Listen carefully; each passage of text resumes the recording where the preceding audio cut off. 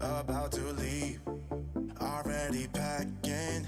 Come with me, I'm not really asking. We'll get away to a a place where we don't know. About to see the world in action, what we can be.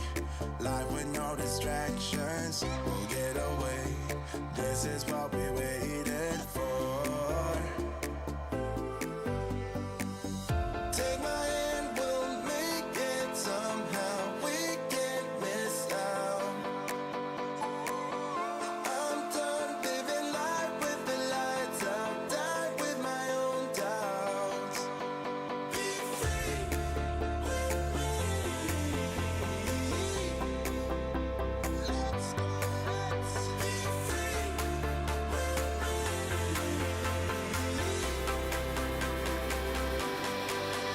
Be free.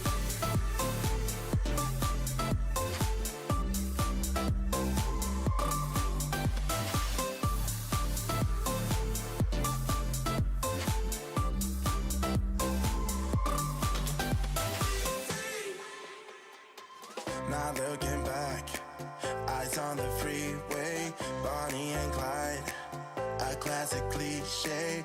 We're on the run, this is what we waited for. Take my hand, we'll make it somehow. We can't miss out. I'm done living life with the lights out. Die with my own doubts. Be free.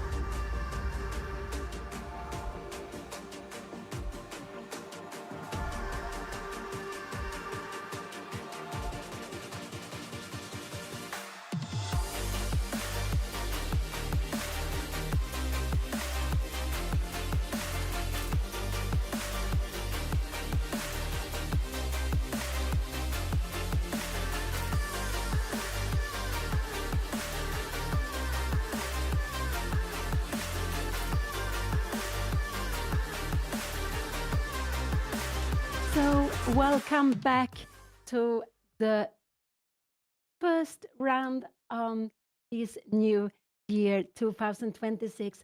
So, Anna and her young opponent, we can see he's sitting there. His name is Charlie Cheng from Sweden. I believe he's only 13 years old. They have already started. We can see it's on the Sicilian on the board. So, 5 rounds has been played in Rilton up to 2200. And here we have e4, c5, knight, c3 coming out. And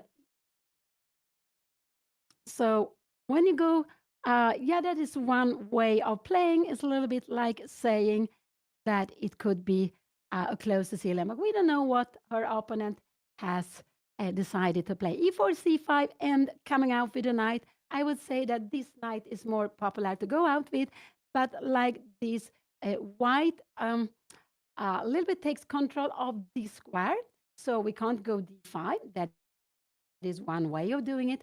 And it could be that her opponent's planning free, but there are also lots of other ideas had to be played. So knight c3, it could be here. This is the most common move, and this could also be bishop b5. So after 5 rounds has been played, Anna and her young opponent both have 3 out of 5. So Anna won in the first round. She lost in the second round. She won the third round. She lost the fourth round, and she won the fifth round, the last day of the year. The last game we saw 2 days ago. And then in all tournaments had a well-needed rest. Here we have G3 coming.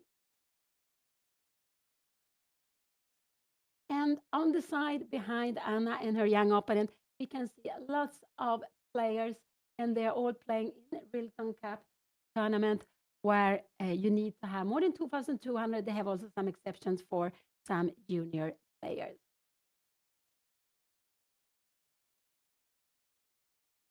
So the tournament started 27th of December and will continue until the 5th of January. So now they are playing the sixth round, the round number 7, 8, and 9 will also take place now tomorrow, the day after, and then the last round on the 5th of January. So it's very, very exciting. This is a tournament with classical chess, and they actually only play one game a day. A long time back, that was absolutely the standard way of playing. Now, these time, the games become shorter and shorter, and they're also getting more rounds on the same day. Double rounds is becoming more and more popular. So yeah, Happy New Year to you, and hope you have a good start of this new year. And Rilton is a long traditional chess festival being held all the time since 71. In beginning, it was called Stockholm Open. After some years, I'm not sure what year, they got some money from a man called Turi Rilton. He sent the money to the tournament organizer, and he wanted them to spend it for the tournament and also to help young players get play in international against international standard. So, and then of course, when you get money, you want to thank the one who give you the money. Try to get in touch with Turi Rilton, with Dr. Turi Rilton, but there was no way they can get to reach him to say thank you. And when he later on, I think it was 83, passed away, part of his big fortune he gave to chess, and that is the reason why Rilton Cup can continue going on. And Rilton, they changed the tournament name from Stockholm Open to Rilton Cup. They thought it was at least the thing they could do when they had this man sponsoring the tournament. So here we can see, and so it keeps on going thanks to the help of um, Ture Rilton. So that is just amazing. And it has been held now for 3 times. This is the third tournament. Both of them are playing very quickly. We can see Anna's opponent play a little bit quicker, but they have made like 5 moves in very short time, just send them out. And behind you see lots of other players. They are playing in Rilton Cup. So Anna's game is one of few games which are live on up to 2,200.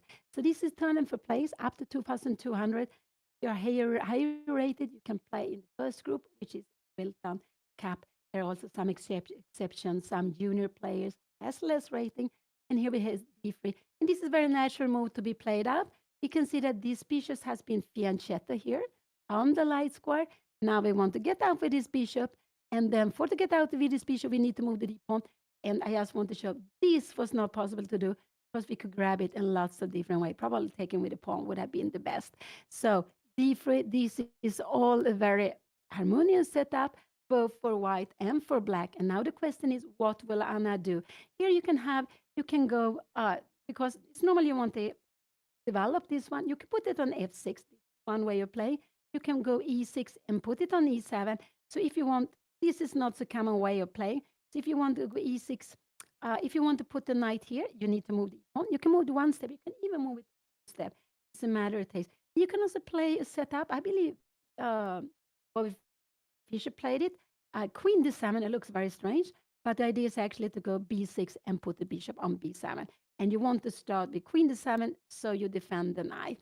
So let's say you go castling, and when we go b6, this is not the problem. We can just grab it like this, and we can see you're attacking here, but we keep control of the knight. So I would say that this is 1, 2, and 3, 4, but also rook b8 could be played, and you will start walking with the b pawn already now. These are the 5 moves I would say black should consider in this position. And what you do is you go for the pattern you have maybe played before, the pattern you like, but all of them are absolutely fine. They're a little bit different ideas with them. I do not have track about, I don't know so much about the other games, just what's happening on Anna's games. And I guess there are some players here I know from the side who are playing Rilton Cup. You can see Anna's father there to the right. Uh, Second last player to the right, that's Anna's father, Juan Beon, who plays Wilton Cup. He's one of the grandmasters there, and he actually won the tournament 40 years back. But it was held in Saltsjöbaden, and Saltsjöbaden a little bit outside Stockholm, but it has also been the scenery for some very, very strong tournament held in Sweden at quite a long time back. So it's a little bit of a chess historical place, Saltsjöbaden. And then also I can recognize Ralph Folkesson to the right, the next row. I believe he has won Rilton Cup. He's also one of the Swedish grandmasters. And there are, of course, lots of other players. So in Anna's group, up to 2,200, we have 144 players. I believe Anna is seeded 26th among them, playing against a very young player. I think Charlie Cheng from Sweden is just only 13 years old. So he is one of the youngest player, but surely not the youngest one.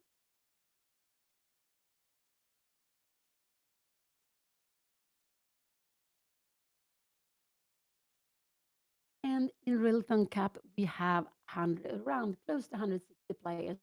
So in these two tournaments where they play one game a day, there are 300 players. That is just quite amazing. Here we had e5. Anna comes with this pawn move. So what she does is she opens up for the knight to come to e7. That's why she plays it. She leaves a hole here on d5. Just say, I'm not at all worried that you will take a grip of it. My plan is to go knight e7, and then why do I want to put a knight on c7 then an f6? Yes, because with a knight of e7, when you go castling, there's not any piece in the way for the f pawn. It might be that you want to go f5 later on. So that is the point. And with e5, you keep more control, or f4, but the disadvantage is that we leave a hole on 5. So it's just is one of several setups black choose from.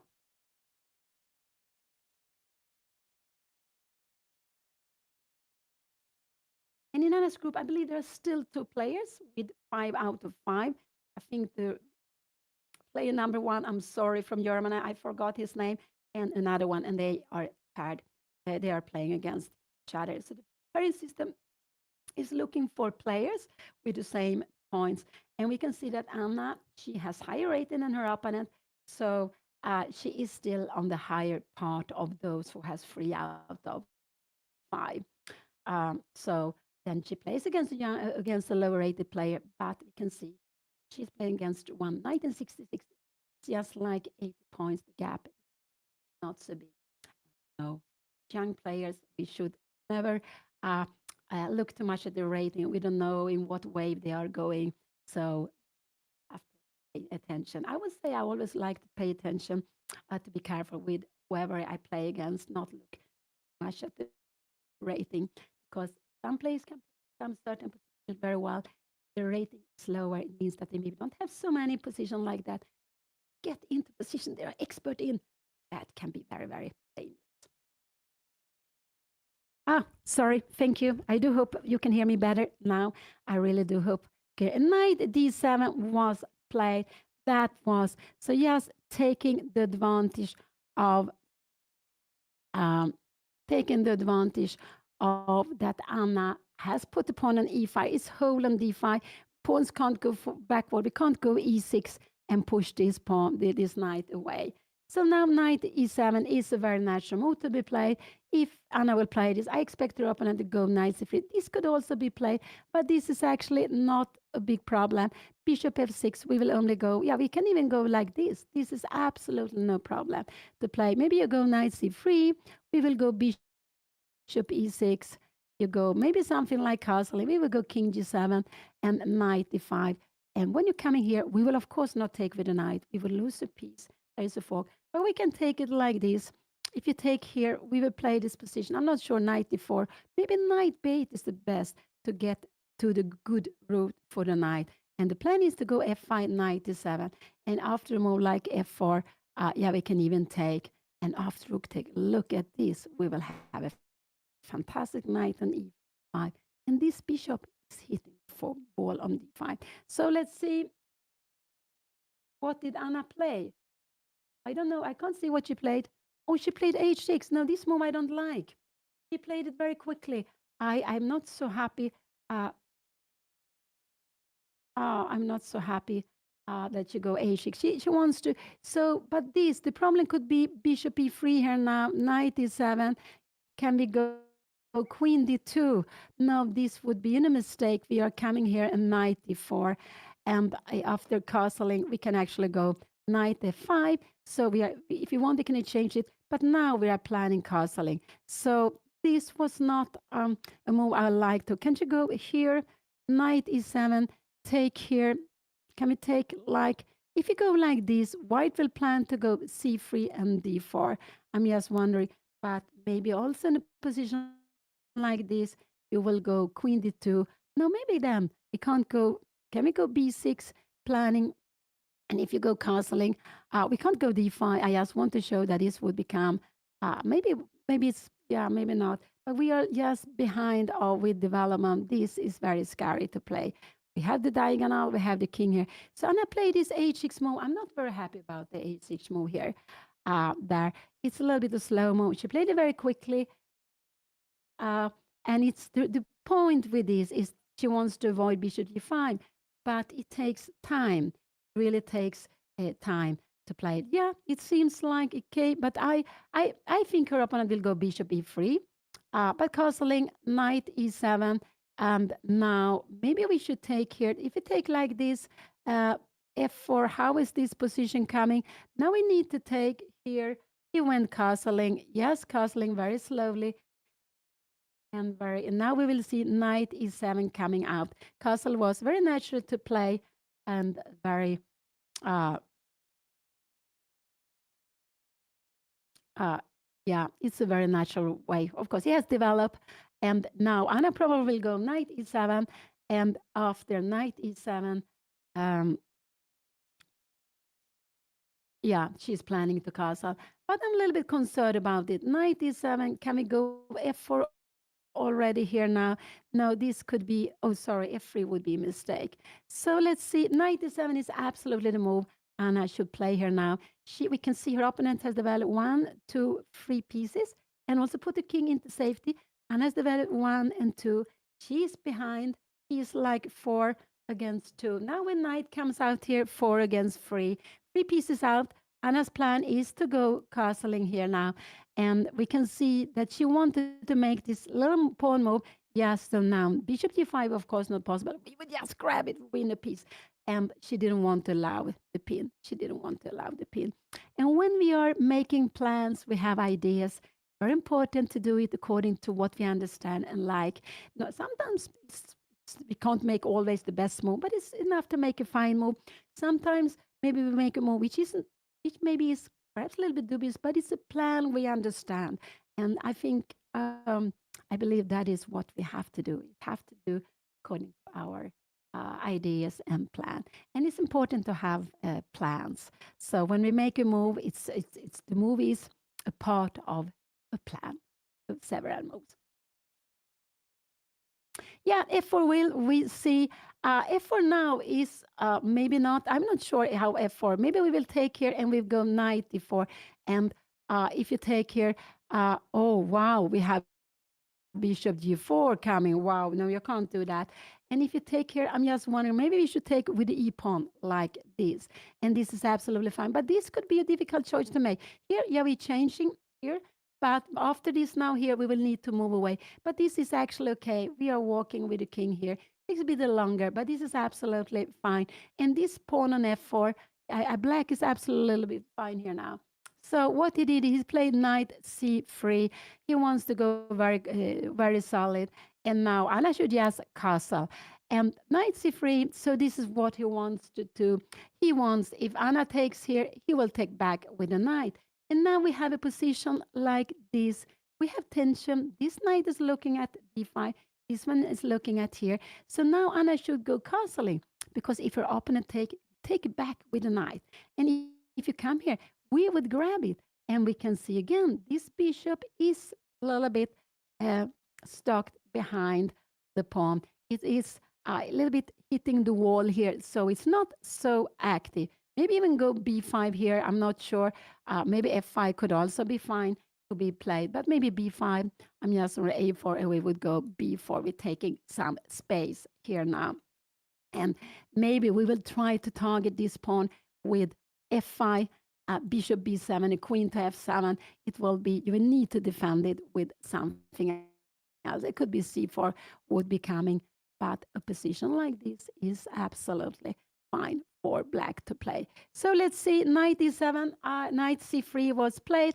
Anna attacked the knight. The knight was defended by another knight. White is saying, I want to have a beautiful knight on d5. That is absolutely fine. Anna should not exchange it. She should just go castling. If she wants, she can also go rook b8, planning b5. But this is absolutely a very good move. And there is could be a check here, but this is absolutely not a problem. We just grab back, and after knight f6, there is no danger. We just go up, and this knight just needs to come back or go somewhere else. We have won a whole piece, white, black as well. So castling is a good move to be played here. Yeah, this is the beautiful outpost. Sometimes you can allow it, sometimes you shouldn't allow it, but Anna should be careful with going e6, bishop e6, I would say, because in general, we want to exchange this knight if we want to exchange the knight here for a knight. Sometimes we can change it for a bishop, but with all this pawn, center pawn and dark square, this is a more active bishop, while this is hitting the wall everywhere, but also important to keep the king safe. So castling here is a very natural move to be played out. I would prefer not to trade, just to keep the tension. And so this is my first move to do. Yes, castle, put the king into safety, put the king very, very safe. It needs to be there anyway. And after that, you can have different ideas. And I would guess if Anna go castling, I think we will see bishop e3 on the board. And what can Anna be planning? Maybe bishop e6. I'm not sure. Can we go f5? Maybe f5 is not good because we will actually open up for this one.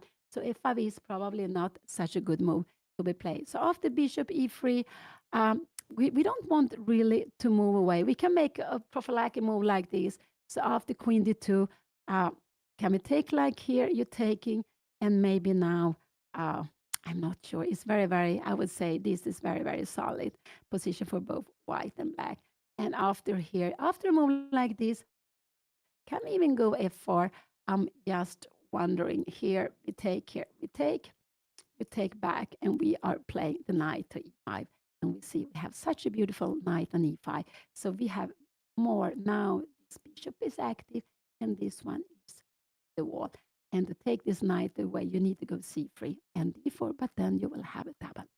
So this is more pleasant for black. So Anna takes a bit of time. I wish she wouldn't. I think, yes, next move is very natural, but but there's nothing wrong, of course, to take a little bit of time here now.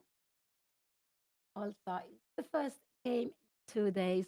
It's important to get the feel, the position. So they have just starting up. We have a closed Sicilian. And where Anna has put the pawn on e5, she has giving left a a hole on d5 her opponent wants to take her opponent has taken control of. It's about, I would say this is a very level position. So Anna, she has, like her young opponent, Charlie Cheng, he's only 13 years old. Both of them have 3 out of 5. I would call it class 1, which means that you have one more game and you have lost. And Anna won 3 games. She lost games with black. Won 3 games with white and lost 2 games black.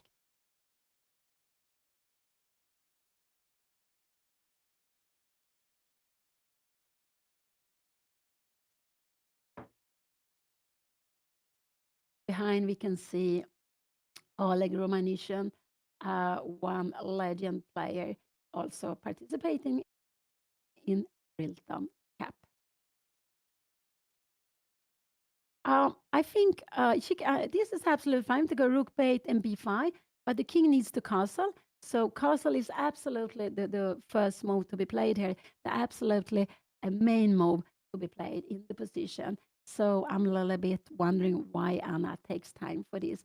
The most natural is the castle to put the king into safety, and after you start to make plans what to do.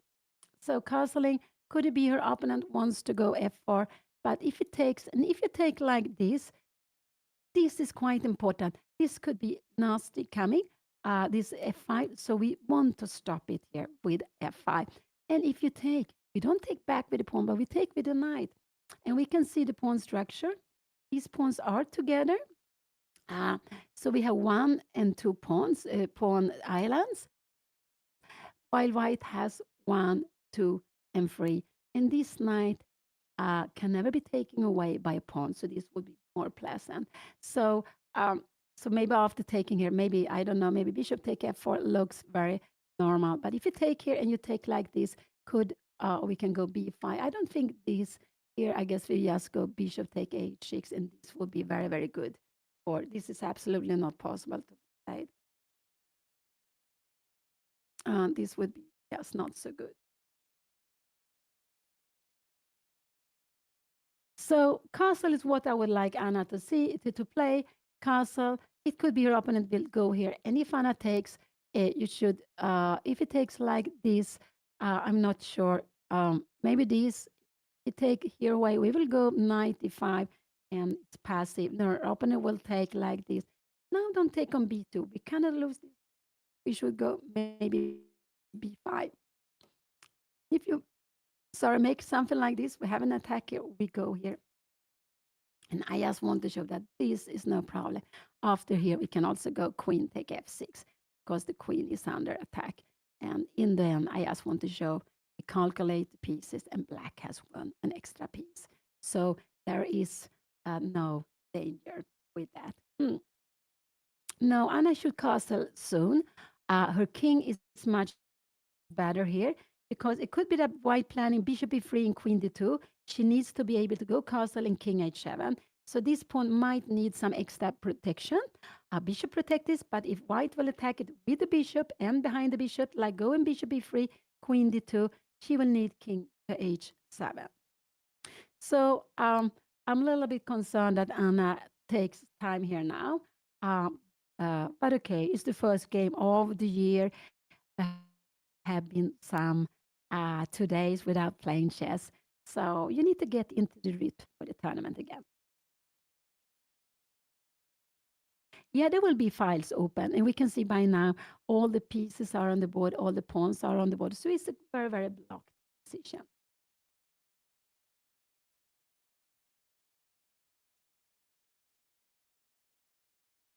And for Anna to open the center, yeah, it would be if she would be able to go d5. That is absolutely not possible now. It's so blocked. And for white to open the center would be the c3, d4. So look at these pawns. They're looking towards the king side. So it's very logical that white want to go f4. White's pawn are both looking at both sides. So white can plan first castling and going f5. To go f5 now, there is absolutely no point to go f5 now here. and you're taking here. So going f5 now, it's actually not so good. After this, we even have a check. Where are we going to put the king? So no, don't move the f pawn before we castle. And actually, maybe it could be that it's better to wait to move the f pawn. That is actually better just to wait. Bishop e3. Now maybe we take, maybe we will make this. We are waiting to move because as soon as we make it like this, if you take here now, we can go knight f5, and at least we are making, um, um, attacking this. But I was wondering, these knights um, are just standing quite well. We don't want to take here. This would be a pleasant position for white because taking grip of the light square, we don't have d4 square, and this behind this bishop remains very passive behind the pawns. So go back. So castle is the move I would like to see. After castle, rook bait, maybe bishop e6, but I don't want to say that I want the bishop to be there already because after bishop e6, I cannot take with the knight on d5. And if I take on d5, I prefer to take with the knight, not with the bishop. Because remember, the bishop pair can be very, very strong in game. And also in the middle game, if the position opens up, bishop pair can be very, very good team together against a knight and a bishop.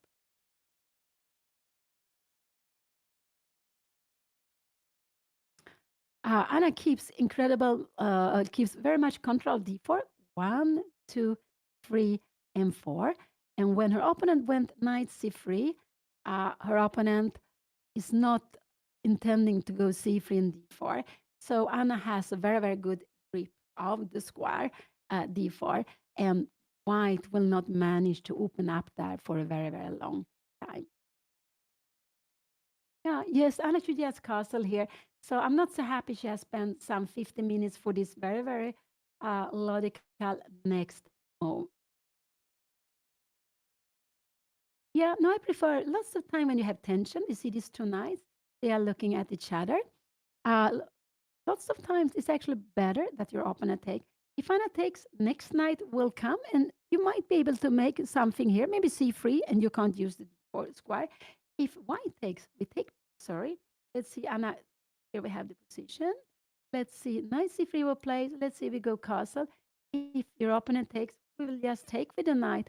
And if you come here, you could see that this will be a little bit more pleasant for Anna. Black is a little bit better because this one is not active. A little bit is blocked here. And we can maybe just take space with b5 here. So it's a little bit more pleasant, this position for black.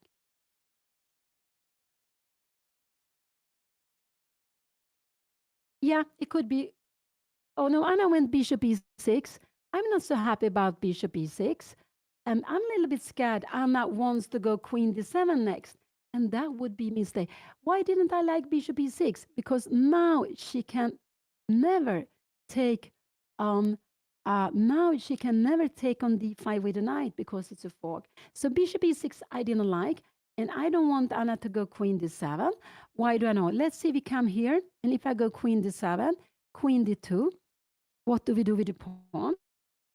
So this is a little bit scary. Bishop e6 was a move I didn't like so much. I don't know. Can we go something like knight b5, rook c8, and now some f4? Yeah, this looks very a little bit crazy. I don't know what will happen here. a6, and we can even go f5. Oh, this is getting scary. But after, yeah, but knight b5 would be a very strange move to do. So after knight b5, we cannot take here. This is why I don't like bishop e6. You have a fork and we will lose the game. And if we take like this, we take away our good bishop. You're taking here now, and you take and here. And in this position, I want to have the light square bishop, not the knight. Uh, so I would prefer to play this position with the light square bishop, with the two bishop instead with knight and bishop, even if this is hitting the wall. And here, I think white has a little bit, maybe this is a good plan to be played here now, castling, going h5. If we go g5, maybe we will go f4. And this is actually getting scary now. This is getting scary for black. So we needed them. So bishop e6 is also f4 now could be played, f4. I don't think this looks a very strange move to be played. The idea is, of course, first you have a fork here, but there is also, so you need to protect against it. Rook c8, and if you go castle, yeah, castle would be normal for me to play. Knight d7 here, and we take, and this is actually, and we are coming back. This is more, is nice for white is having a very nice position here. We don't have any pawn breaks to make in a good way because d4 uh, and d4, oh, bishop h3 would be coming, and after here we take here. Wow, cannot take back because we lose material. So this is actually a very good move to be played, and knight b5, but I would say it's a very artificial move to play. So here, what is the natural move? For me, bishop e3 is natural move.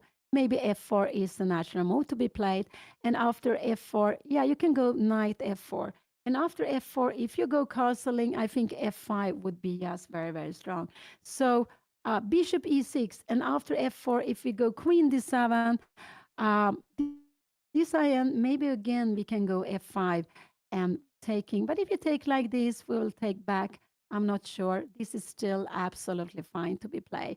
We are okay, and maybe even planning to go long castle. Maybe going back with the bishop somewhere, and the bishop e6 probably. Knight e4. If knight comes here now, I don't know what will happen. Rook e1, and we will absolutely exchange this and probably come back. We can even go short castle here. We are absolutely fine here. So we have won a pawn. So if f4 comes, maybe queen d7 is what Anna needs to play. But I'm not sure she's so happy to play this. Knight take e5, and we have knight f6. And here Anna needs to go long castle. She has get away with a more passive bishop. And she wants, but it's not so easy for Anna to, and after a move like d4 take here, can we go the king b8 here? And can see this pawn has not been moved. Maybe you go a4. We're planning a knight b5, and we are coming up with a knight. You need to go somewhere. I have no idea. This is not because it's a fork, but maybe you need to come back. And yeah, maybe this is we are taking back the pieces and trying to get queen the line. This is very, very far away, very, very far away. But with bishop e6, it could be, if Anna plans queen d7, that she might need to go long castle. Yeah, we had a very beautiful uh, uh, morning, women's girls morning with Pia Cramling Cup. I'm very honored to uh, have a tournament with my name. It was held this morning in Hotel Scandic Continental, where the whole Rilton Chess Festival takes place. And there were close to 40 players playing from, most of them are Swedish players. Some were even traveling from other cities to play. That was very, very beautiful. We had also some international players coming, and some even came from Norway to play the tournament. So I must say that was very, very beautiful to see this morning. Very happy for it. And now Anna is back. She has something to drink also. I think that is very, very good. If her opponent would go like this and knight d5, now Anna can take with a knight because there is no longer a fork, and bishop d7. And after f4, I guess, oh, f4, h5, yeah, that this is very difficult. And the idea with h5 is maybe to go castle. Maybe the idea could also to be go here. I'm just wondering if you do something like this, how will this be? We will go here and we will go short castle. So this is, even if you have something queen d2, I'm just wondering a position like this, how it will be. Hmm. I'm really not sure. These are very good. They are dog square. This bishop is behind. This bishop is locked behind the pawn. So maybe black is a little better, but black doesn't have time to take the line. So maybe, so let's see. So Anna played bishop e6. Her opponent should not take on e7. That would help Anna. Yeah, I'm not so fond of queen d7 because there will be a fork here later on. After queen d7, we will never be able to go short castle. It has to be long castle then. I want to show you what I mean. So let's see, I go b3. You come here, I go a4. if we go here, yeah, then we have bishop take h6. And we see this fork here on f6. So I'm not so happy about having the queen on 7. And here we have the position.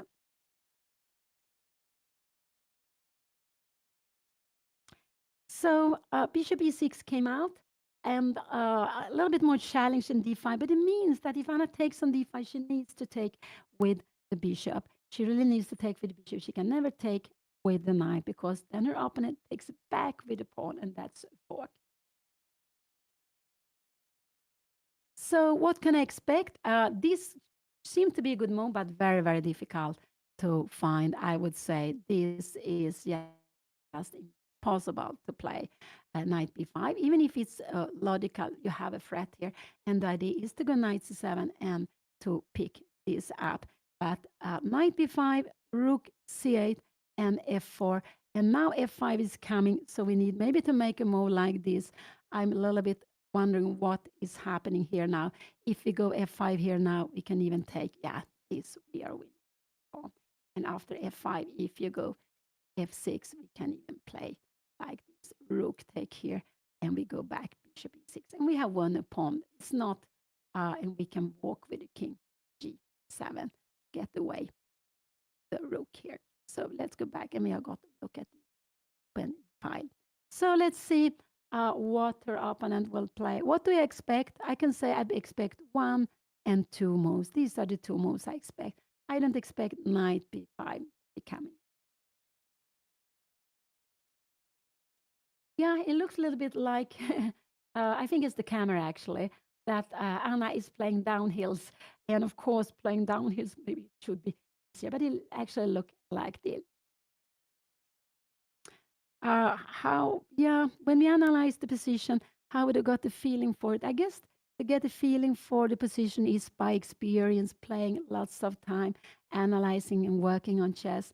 So I now I try to look at what is good and bad in Black's position. Black had Bishop e3 came, that was logical. Now I want Anna to go castle. This would be a mistake, King 7. Bishop e3 came, and I just want Anna to go castle, Queen d7, and you have King h7, just to keep everything. This is how I would like to play. So here, because now if Anna go Queen d7, she will never able be after Queen d2. She will not be able to castle. And after bishop here, oh no, this is not possible. You can see, and we have a fork here. So it means that in a position like this, Anna will need to go along castling. But yeah, no, I wouldn't like her to play this. We will go rook b1, maybe a3 and b4. And it's so much easier to attack this king. So the king need to be on the king side. It needs to be on the king side. So castle is actually a necessary move for Anna to play now. If she doesn't play castle now, what more can she do? She can do knight d4, but after queen d2, we don't get, we can go like this and put a knight. Maybe we can go h5. Yeah, h5 we can do start an attack. So knight d4 is also possibly move to be played, but then maybe f4 could be good to play here now. And if you take like this, I assume we should take with the knight, and we have this position. So knight d4 or castle are the 2 moves I would like to see on the board. Queen d7, I would be very, then Anna will get problems if she play that. Yeah, Anna takes her time. I'm not so surprised also. One is we have seen that Anna in some moments has been playing quite slowly, but she hasn't played any live, any classical tournament for 8 months. So then you feel a bit rusty and maybe a little bit more insecure when you make your decisions. So I'm not surprised. And both Anna and also me, I forgot to tell you, I am Pia Cramling. I'm an Anna's mother.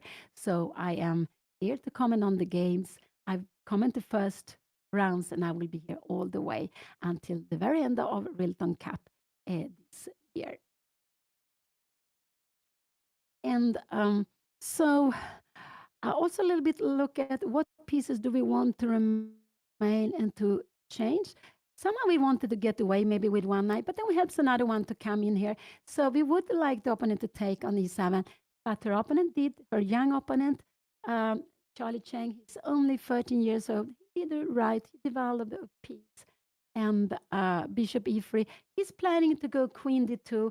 And that's why I really would like Anna to, because if she goes Knight D4, I assume we can we take her and now go Queen D2? Would this be good? No, maybe that is not the problem. We go H5, planning H4. And if you go H4, I assume we can go castling. So this is also fine to be played. And why do we want to go H4? Yeah, if you go F4 here, I'm not sure. Probably we go H4, and we can see that this rook, we will take on G3. This rook becomes very, very active. And even if queen and king are standing on the same line, we can see there is no danger because it falls. I guess we take it. Now probably we can go, maybe we can go long castling because we have H line to use for our pieces. So go back. So one and castling, these are the two moves. These I don't want to see at the board. Then I will absolutely get a little worried. Yeah, Anna is a little bit more cramped. We can see because her opponent has taken advantage of the hole Anna left on D5. But there are different variations where you give this hole, and if you like to play like that or not, it's a matter of taste. I have played some different system, also giving this hole, and yeah, it's a matter of taste. I would say that Anna likes to be active. She wants also to play maybe more aggressive, a little bit in the style of her father, Juan Ben, who is a very, very creative player, but it's very difficult to play the same way he plays. He's very original player. So more tactical than me, her mother. Absolutely. I guess I am the most positional in the family, but also like to be active and positional. I would say it's a little bit in the between positional and tactical. Also, maybe it comes with age. When we are younger, we like to be more tactical. When we get a little bit older, we also want to keep our king safe.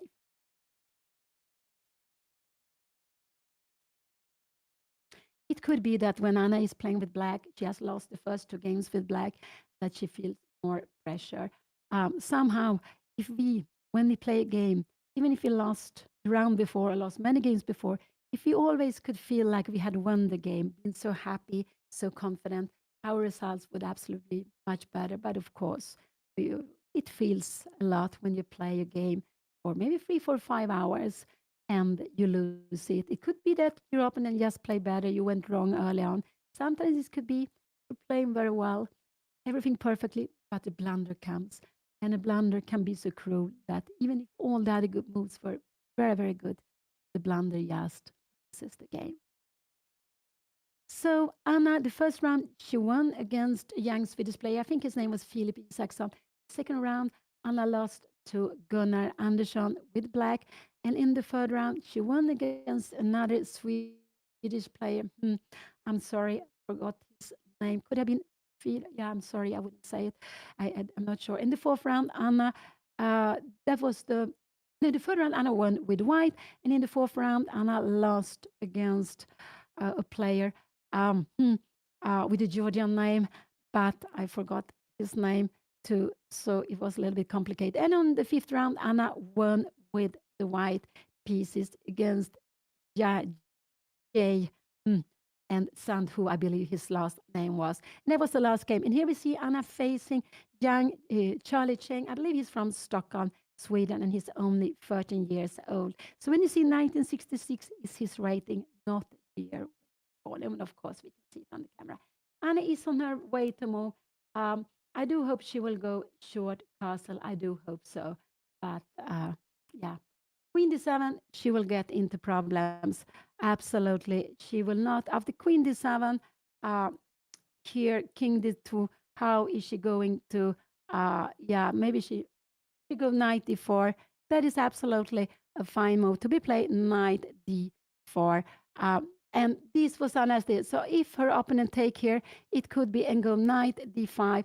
Anna can actually play this way. And here maybe she should go Knight F5. Could it be that her opponent in this position will take here first? It could absolutely be take and then go Knight D5. But here, yeah, maybe Anna can take and we go long short castle. And we can see that Anna has this open file to use. So even if you go c4, I guess we will just take it. We will bring a rook here. You go c4, and we look here. They are open up for this bishop too. And we will, so you will need to take it away. And we have an active bishop, while this will be stacked behind the d5 pawn. And even if we play with different color bishop, so her opponent will, I believe we will see maybe f4 on the board. It could be her opponent also wants to play something like this and knight e5. And then here, taking here, and maybe, I don't know if you should go knight f5 or maybe just go castling. But knight d4 was absolutely a fine move to be played. If queen d2 comes now, can Anna take, this is a little bit slow because you take like this, and after f4, can we go, you need to go knight f5 to be able to castle. It takes a bit of time. Can we go something else? We can go knight e4, we're putting some pressure. This is getting, and what is happening here after f4? Now we have f5. So what should you do here now? Maybe take here, and how is this bishop? Oh, queen before. This is very, very dangerous. So I believe in this position. Queen d2 to me look very natural to be played, but we have some threats here. So the idea is you can't go castling because can we take here now? No, maybe not. You need to take, we take on d5. If you take here, we can take on c2. So this is absolutely fine to be played. But after here, I want to show, of course, we can take here now. Remember, knight and queen together are very strong. And here we see you checkmate. So we always have to be careful for our king. So knight d4 was played. This was absolutely a fine move to be played. Now, Anna, let's see, we make a slow move. I don't know, make something like a4. Could it be that we can take like this? No, this is perhaps not such a good idea because we have knight d4 and we attack the d6 pawn. This is not so good to be played. Actually, if we play this plan, we need to come all the way back home. So knight d4, what are the moves? And so what is Anna's plans here? Yeah, she wants maybe to take on d5. She put this knight, very active. So f4 could be coming. And after e take f4, we should probably take knight take f4. And now if castling, if you take like this is absolutely, I think this is fine to play, but maybe this is also still better for white because come here, and we go queen d2. We need to go king h7, rook f1, and we need stop to make something like this. And we will go maybe knight b1. And now we have the plan, someone said long time before, to go c3 and d4. So it could be, I'm not sure, can we go like this? No, this could actually be, could this be a problem? Do we have knight a3? This knight is coming. White here, white is doing well. This is very far away, but I just want to show the danger of losing this bishop or a knight. Uh, white, the white can get static advantage, even if the center looks nice. And then one of the idea white has is in long term to be able to play c3 and e4. So if queen d2 comes, I believe bishop take here would be the best. And now, I don't know, knight f5, maybe h5 is a good move.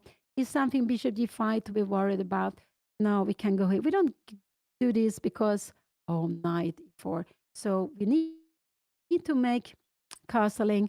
And the idea is, of course, if you go knight d4, we can go both f6 or f5. But first we go f6, just getting rid of the pin. And now we can even grab a pawn. Wow. Because if you try to grab something else, we take it back. And the knight is defended. So let's go back. Let's go back. Yeah, no, that's true. When we analyze, that's why analyzing, we can look for small positional things. How is the pawn structure? Pawn structure says a lot about our plans, and it's good to keep the pawn structure to keep the pawns together. They are normally stronger together. Sometimes to have a double pawn is no problem. If you, for example, open up here, yeah, this rook would become active. There are some good things with it, also some bad things. It might be not be able to be pushed further. So in general, I guess it would maybe not be so good. But the pawn structure is very important to look at when we make plans to keep the pieces in good places. So but in the end, it always comes to calculation. So there are always some moments where we need to be able to calculate, see the consequences of a move. And it could be so sharp that if everything goes our well, we win. But if we miss just one tempo, we could take a draw or lose if it's just so decisive. So calculating is just very, very important to have both the feeling and to be able to calculate. And we can see all these very, very strong players, also those who play very positional, they are fantastic calculate. But it could be that they liked to show a more, that they start to play more solid with time and they don't want to go for the sharp lines where calculating is absolutely very important. So calculating, yes, it's important. And that's why it's good to make training with tactics. Absolutely, that is very good to do. I would expect your opponent to go queen d2 here now. I think this would be a natural move. It could also be f4 because first you go out with the bishop and now f4 comes. So f4 could absolutely be a good move to be played. Maybe this is the best move for white to play here now, actually, f4.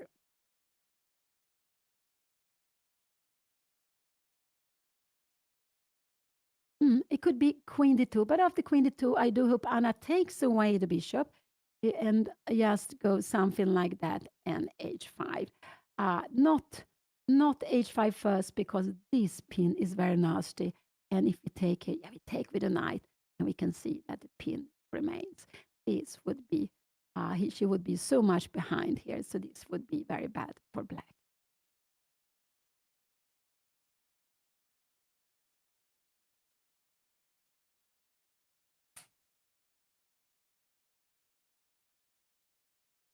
So there are around 300 players playing in the two first groups in RILTON Chess Festival. RILTON, the Cup tournament, and the up to 2,200.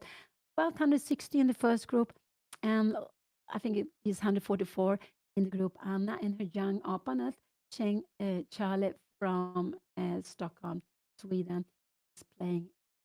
And he's only 13 years old, so he's very young. And that is the beauty also of chess that when we play against, we are all, doesn't matter our age, we're young or old, and we play together. So that's quite very, very beautiful. Thank you so much. Thank you so much for the prime. So the plan I can see is 1 and 2 and 3. These are the moves I can see for white to make. And this, but this is not so good. So I would say 1, 2, 3, and but this not take the bishop. That would be very surprising today. And here we had a good f4 move was coming. And now this was absolutely the best move to be played. And it was just quite logical. White has developed 1, 2, 3, 4 pieces. Now it's time to do something. And white wants to take maybe an e5, give a check. So if Anna goes castling, are we going, yeah, then we take here. Will we give the check here now? We will go king h8 and we have queen d2 and knight g8. We can take it, take with the queen. And if you take here, we can actually take like this and we take on c2. And now it's so important that this bishop, after a long like bishop h3, we are hoping for this, then knight d5. Oh, this is very scary. What will happen here now? And f5. Yeah, we need to defend the knight, and this will only be a perpetual for white. White doesn't have any other pieces to bring in the attack, so it would be a draw. So f4 was coming. It was a good move and quite a logical. It was probably the best move also. All 4 pieces are developed. The king is put into safety, and I still needs this move to do with that. So castling would be logical, but maybe f takes here. How will this be? Now we can never take and queen d2. How is Anna going to defend the pawn? This is a little bit scary to be played here. Can we take like this? No, this would be worse. It would be better to take this way. And I'm just wondering, knight f5, how is this? No, we have bishop takes c5. So this is king h7, and now c3 comes. No, this would actually be very, very bad. So I am a little, castling is a mistake here. Castling would be a mistake. Anna needs either to take or if she takes on f4, her opponent should take with the knight. And here, and we have seen this position, and this is actually quite fine for black, for white. And why is fine for white? Because of the two bishops. And here you have this plan of going queen d2, moving away the knight, and c3 and 4. When you will get a beautiful pawn center, you will have more open lines, and then you keep two bishops. So this is a position which is more pleasant for white play. So Anna needs to go either to take on d5, and then she needs to take with the bishop now, because this is too slow. She loses time with this. This is actually very, very slow.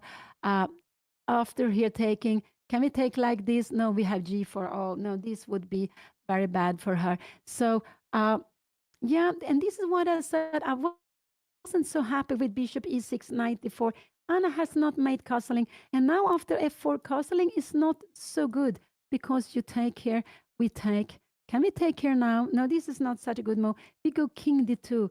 And how are we going to defend this pawn? After king e7, we have knight f6. Anna took bishop take d5. This is absolutely a fine move to be played. Let's see what her opponent will do. I think he will take with the knight. If he takes with the pawn, Anna should take on f4, bishop takes, and go castling. This is absolutely fine. But I believe he will take with the knight. We take here and here. And now, Anna, this would be a blunder because can we take like this? Here we need to go knight f5. We have this in between move. So, yeah, I'm a little bit, it's not a blunder. I'm getting so exciting. So Anna took on d5. When you take on d5, she had to take with the bishop. And now it's about time. It would be too slow to take with the knight. So this was the right way. So white has only 3 more to-dos. 1, 2, and maybe to take here, but this would not be good to take. This would actually help Anna very, very much to play this position. And here actually, you can go castling, but f5 is the big threat, so you need to take here now. You really need to take, and this check is absolutely no problem. We are walking away. And here, black is better in this position. Black is better because you have something to attack here. c2 pawn. We will go rook c8 very, very soon and put pressure here. And we'll have the bishop on f6, king d7. So go back. Here we have the position on the board. I expect her opponent to take with a knight. Absolutely. I expect her opponent to take with the knight. But there is, because if you take here, castling is fine here, and we need to take back with the pawn. And there is not, this knight is still, if you go knight here now, we just play knight take d5, and we are kicking the bishop here, so you can't play it. Yeah, let's go back. So knight take d5 will absolutely be played here.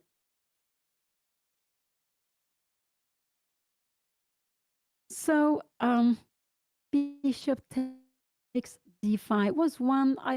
Here we can see Juan Beyond, Anna's father, standing behind and a little bit looking. He's playing in RILTON Cup. He has 2.5 out of 5, 50%. But I think it's quite fine. I think it's a little better than his rating. So we can always look at our performance. So we always have something to play for in all tournaments. But of course, we play for the joy of chess. Bishop take d5 was important. Anna, if you take on d5, take for the bishop, because Anna has not castled. She needs to put the king into safety. A move I wanted to see earlier on. So I do hope she will play. If her opponent comes here, it's a hole here. We should take here and take back. And now maybe knight f5 is tempting. And here we see it, knight takes d5. This was absolutely the best move to be played, to have some plan of going c3. Here we see Anna take it very quickly. I'm happy to see that her opponent has only one move to do. Okay, you can take on d4 also, but he will grab it. And now I think Anna will go knight f5. And after knight f5, bishop d2. This is not really a threat. After queen f2, can we go queen e7? Yeah, we have rook a e1. And now this will actually be maybe a little bit pleasant for king f8 for her opponent. But I think this is still fine. Do we have time for this? I don't think so. You see, this bishop is getting trapped. This would be but we don't take it, but it is just in danger here. This is very scary to play. Maybe b5, b5 for, well, yes, keep it. We go b5 and we will go b4 very, very soon. So this is, but it's a little bit scary to play. So he took back immediately. If Anna now, I think we'll see knight f5 on the board. And but after bishop d2, can Anna go castling? No, you have bishop e4. So um, yeah, this is actually, I would wish Anna, yes, knight f4, bishop d2 is the right, not to go here because we will take, if you give a check here now, we go king f8, and you can see after this move, now can we even take here rook b1, I guess we can go and change the bishop.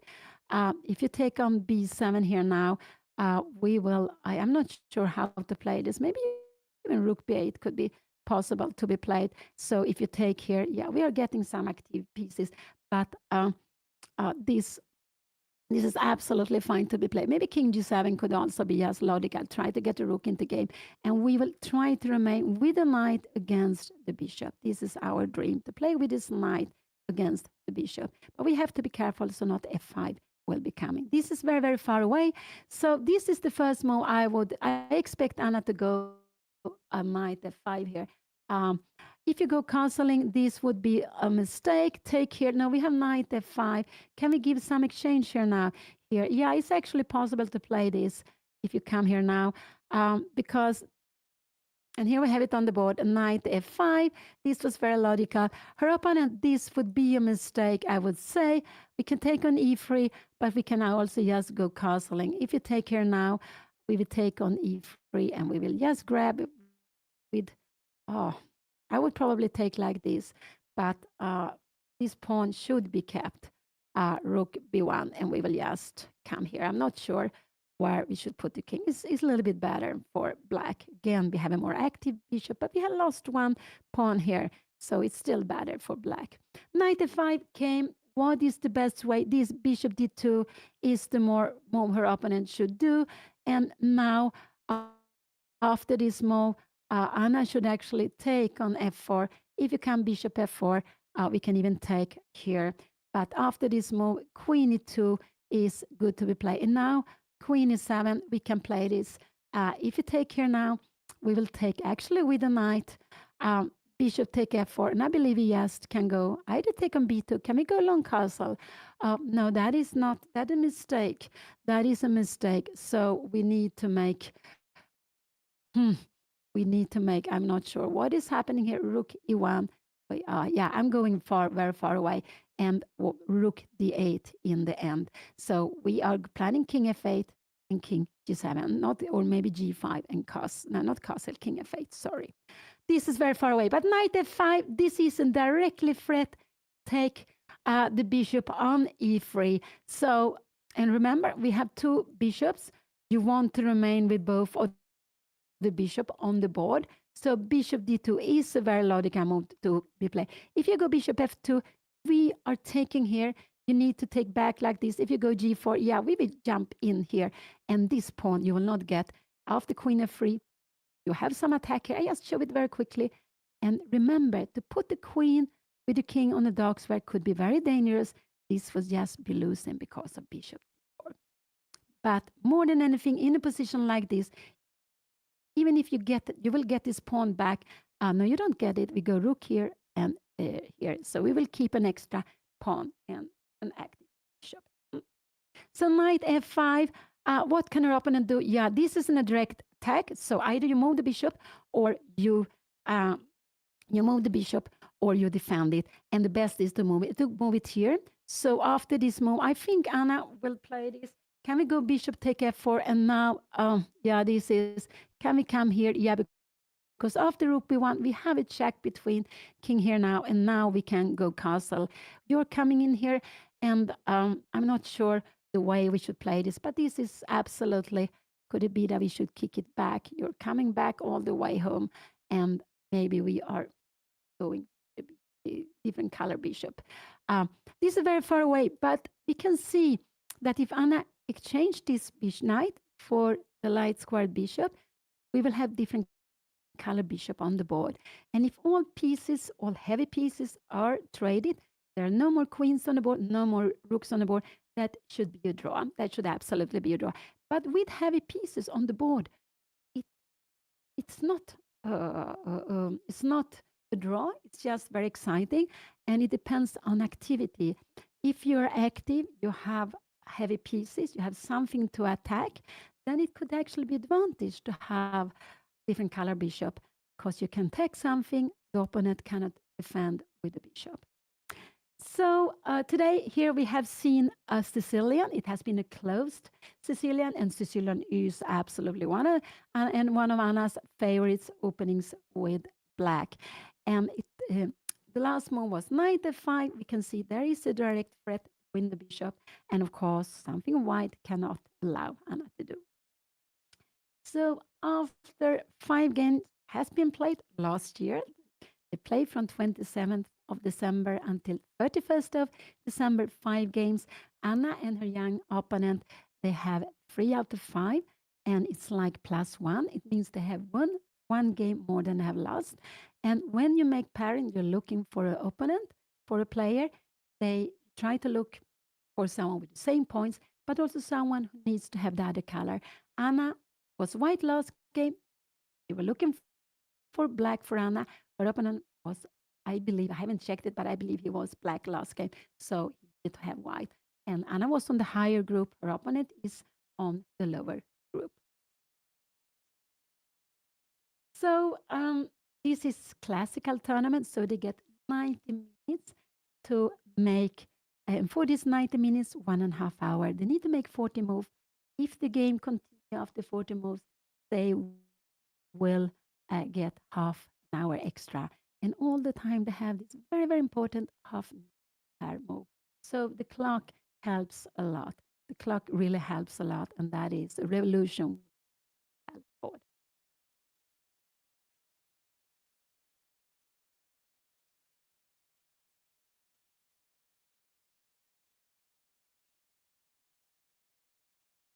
And now we can see they have been playing for a little more than 1 hour and 10 minutes. Behind all the players are sitting, they are in the middle game, and that is so difficult to find good plans, to find plans you're happy with. And so they're all fully concentrated. Also, maybe to feel the tournament after the day break.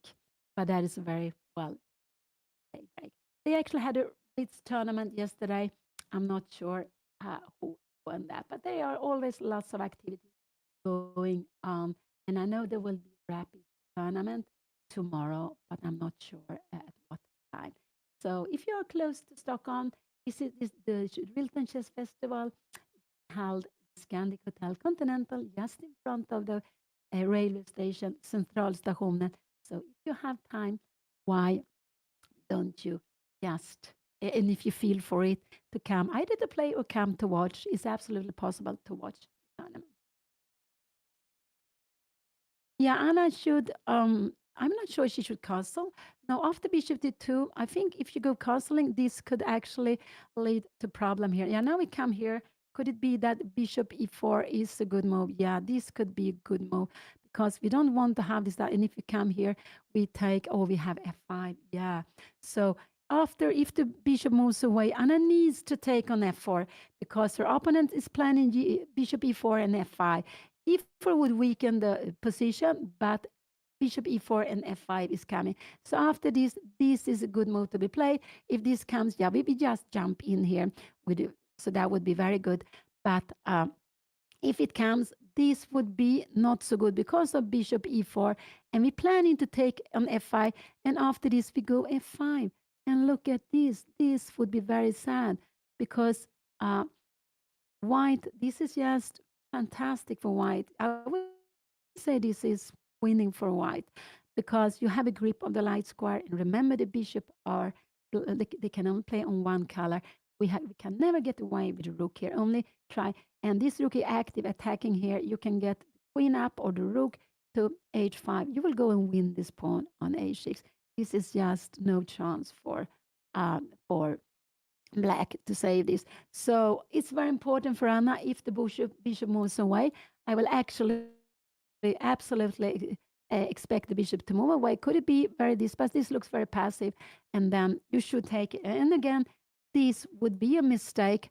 Uh, again, we can go g4, we can go f5, taking control of the light square. So in this position, if the bishop moves, I'm quite sure it will move.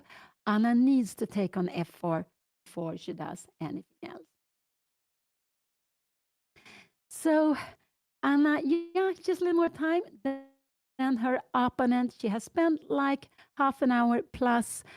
This was her 13th move plus 6.5 minutes. So like 38 minutes for this. But this is absolutely fine. Knight f5 was a good move to be played. And now she has a very, very big threat. She has to take the bishop. So it needs to, it needs to be moved away. If you go like this, we can go castling. You take here now, and we can just take like this. And actually, this is a very good move to be played. The point is, you can't take anything else. We will just grab it. So, and we put the pawn here just to defend it. And whatever you do now, we will go bishop take 3. And if you do like this, we can even have time to go queen b6. We are pinning here, and we put maybe a rook here. So this is just getting very, very good for black. I will not keep on this very far away. So, but her opponent takes time here now. So, um, what will he do? I think he's considered about this pawn. The most active move is bishop d2 because you keep an eye on this. And if Anna takes here, you are ready either to give check or to take here. And now I would like castling after bishop e7 here now. Oh, yeah, we go this and knight e3. We are happy to play with different color bishop. This is a more pleasant position for white, for black, absolutely. Because of this pawn, the bishop would be more active because now you can't go bishop d5 and put pressure on f7. This bishop can never put pressure on f7. But Anna's the other king, and here you want to go h5, and if you're allowed, maybe you want to go h4. So this is a more active bishop, and that's why the position is more pleasant for black. Yes, it's a classical game, so the game can go on for 3, 4, 5 hours, maybe even longer. So it's a slow chess, but in a way, chess tournament has become quicker than before. And also, before you could be playing, actually, you could be playing for weeks. And if you spoke about World Championship matches, they could go on for more than a month. So chess was so much slower if we go back some time. And we could see, yeah, that was Anna's father, Juan Dion. He was looking at the side, sitting more far down. And I came with something to drink, and that is so important to keep the energy when you are playing chess. Anna has played fine these moves. Next move, she needs to take on f4. That is very, very crucial. That will be, it depends on what her opponent does. If you remain with the bishop, Anna can go castling. But if he moves away the bishop, she needs to take on f4. That is so, so important.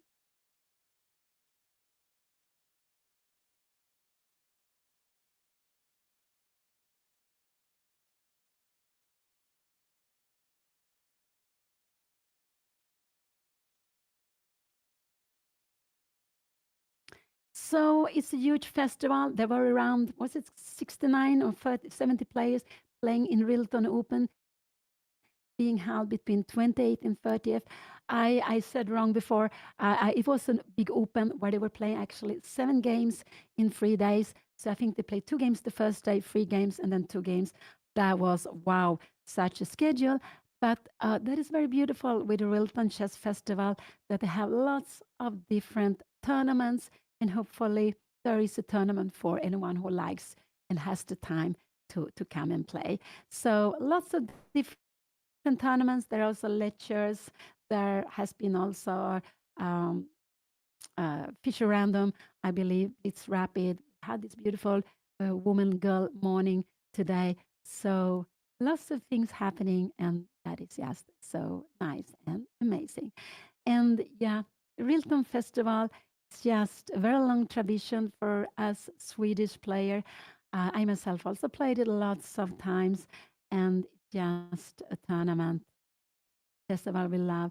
And actually, the biggest international open, the biggest international chess festival we have with so many players and held for more than 50 years. So wow, such a long time. And it looks like her opponent is on his way to play. It looks like it's on his way to play. If Anna is better in blitz rapid, I think Anna is better in shorter time control because this is what she plays all the time online. So I think she's better in shorter time control, and she hasn't played a classical tournament now for 8 months before Rilton. That is quite a lot of time.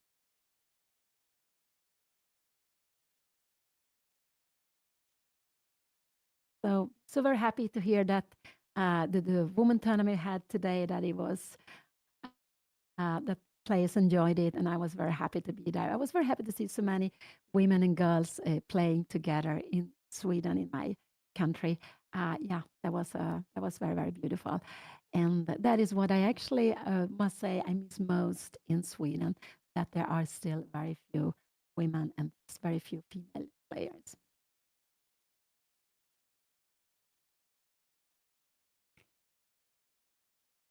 I think bishop d2 is the best. This is very passive.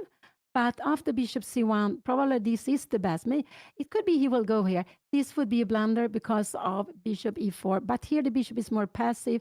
Take here. We take on f5, g take f5, and this pawn. We will lose this pawn. How are we going to get this pawn? You go queen f3 now. But now we have rook a8. We have some checks.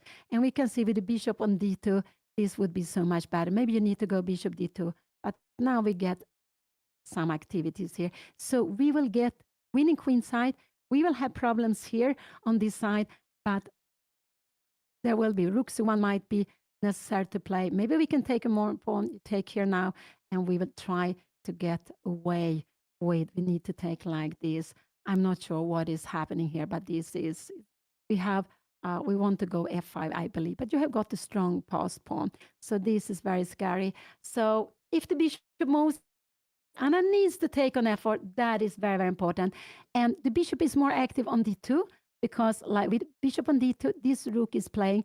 If opponent go all the way, you can see that this bishop needs to come out before the rook can be playing. So bishop d2 is the most active move to be played here.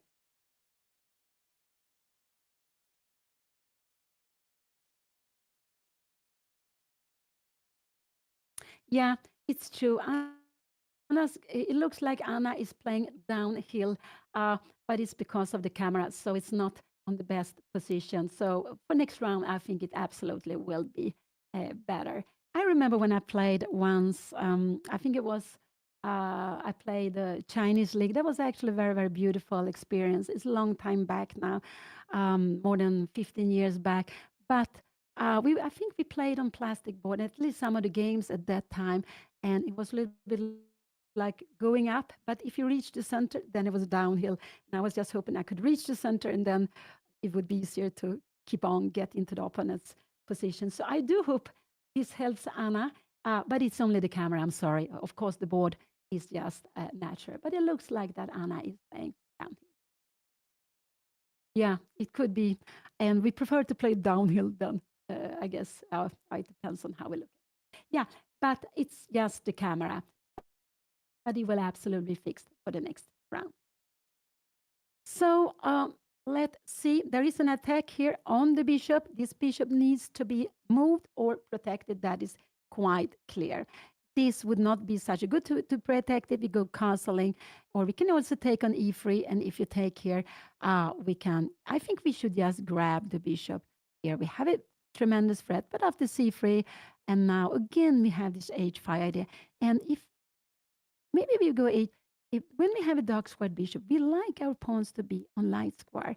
It's a way of to make this dark squared bishop stronger, but also a little bit challenge to control the light square. If these all pawns were dark square, we would lose all the control of light square. So we want them to be here. We can put the king safe on a dark square later on. I think the king should be on g7. But okay, then we can't go back. And the plan will be maybe to go for, but not yet here for, for white. But then after a move like this, we can see here, probably we go queen b6. We need to go something like this, and we will just put the pieces a little more active, and we are coming back home again. But this will be a weakness, and this is also a weakness. So let's go back. Sorry. Yeah, he has been spending some time. He's white. Now he's on his way to what will he play? I expect him to go bishop d2. It could be bishop c1, but I'm actually absolutely expecting him to um, to move away bishop.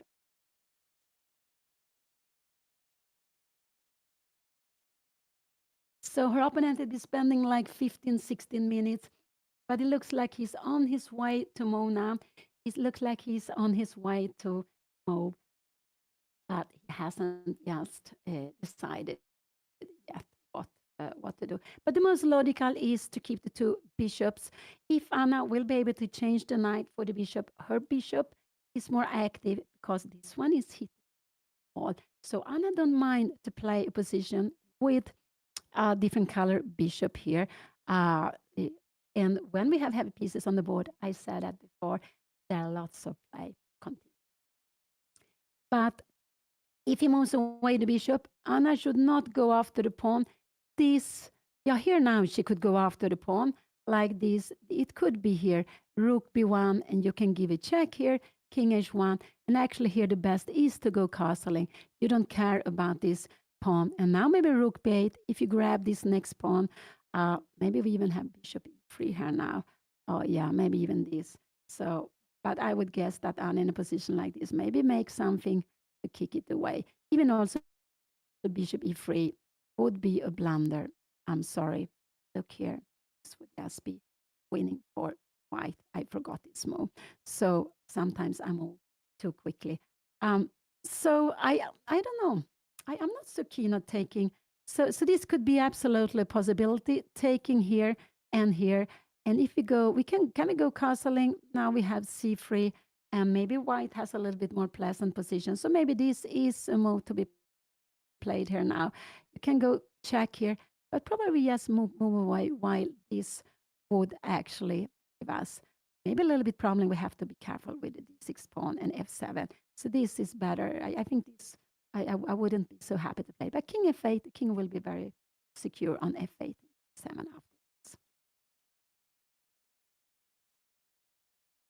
So her opponent takes time. I'm very happy to see that Anna is ahead of time. She has spent like 38 minutes. Her opponent takes close to 20 minutes for the last move, knight f5. So what will he do? I expect him to go here or maybe even c1. But if he goes here and Anna takes the pawn, either he can go queen e2, but now I think queen e7 is good because we can't go rook e1. And if you go rook here now, we even have this idea. Can we go the knight? No, we can even take it like this. What will happen? Can we move away here? No, we have bishop e5. This is a good blocker. And after c3, you take h2, we have a tremendous frame. So let's see, go back there. So there was a tactical sequence I showed, but very quickly. So I believe her opponent is considered 1-2 moves. Is he going to have a look at, could this be a move just to keep this safe? And then castling is very, very good to be played, I would say. Anna could also go knight take e3, queen takes, but not castling because of f5. Now again, white is better. So Anna needs to avoid the pawn coming to f5. This is very important.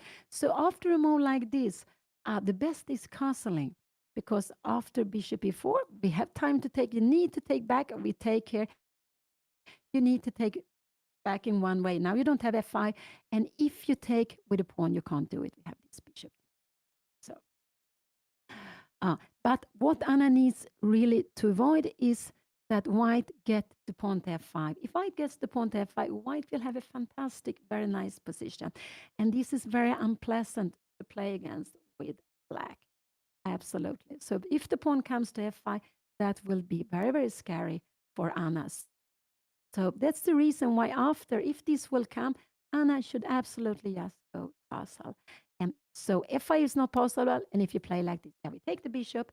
If you go, for example, queen f2, yeah, we take here. If you take like this, we can absolutely take a rook b1. I'm not sure. Yeah, maybe queen f6 is the way to play. Now is he on a way to move?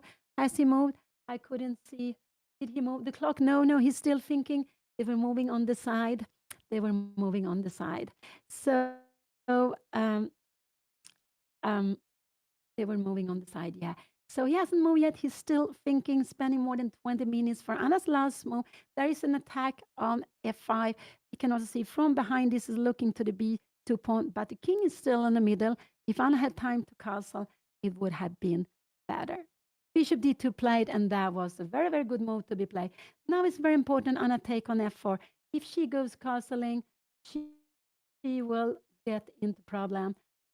She will get into problems. So I am very scared that Anna will go castling. She is very, very focused. It looks like she's on her way to move, uh, but she needs to take on f4. She's not allowed the pawn to come to f5. That would be very, very bad for her. Then she will get into problems. So e take f4 is a must move played here in this position. Bishop d2 was the best move. This was the best square, the most active move her opponent could do. He keeps the bishop, absolutely. He keeps it on d2, and he also keeps this rook active, so he can come to e1 at any moment. So Anna should take here, and if the check comes, I guess queen take f8. This is the best. Can we go king? We can also go here, and now rook e1 is possible. We need to take it, and we can king f8 here now. Now bishop f4. This pawn is getting a little bit scary. Can we go here? Can you go g4? Now g4 is actually not such a good move because we have g5.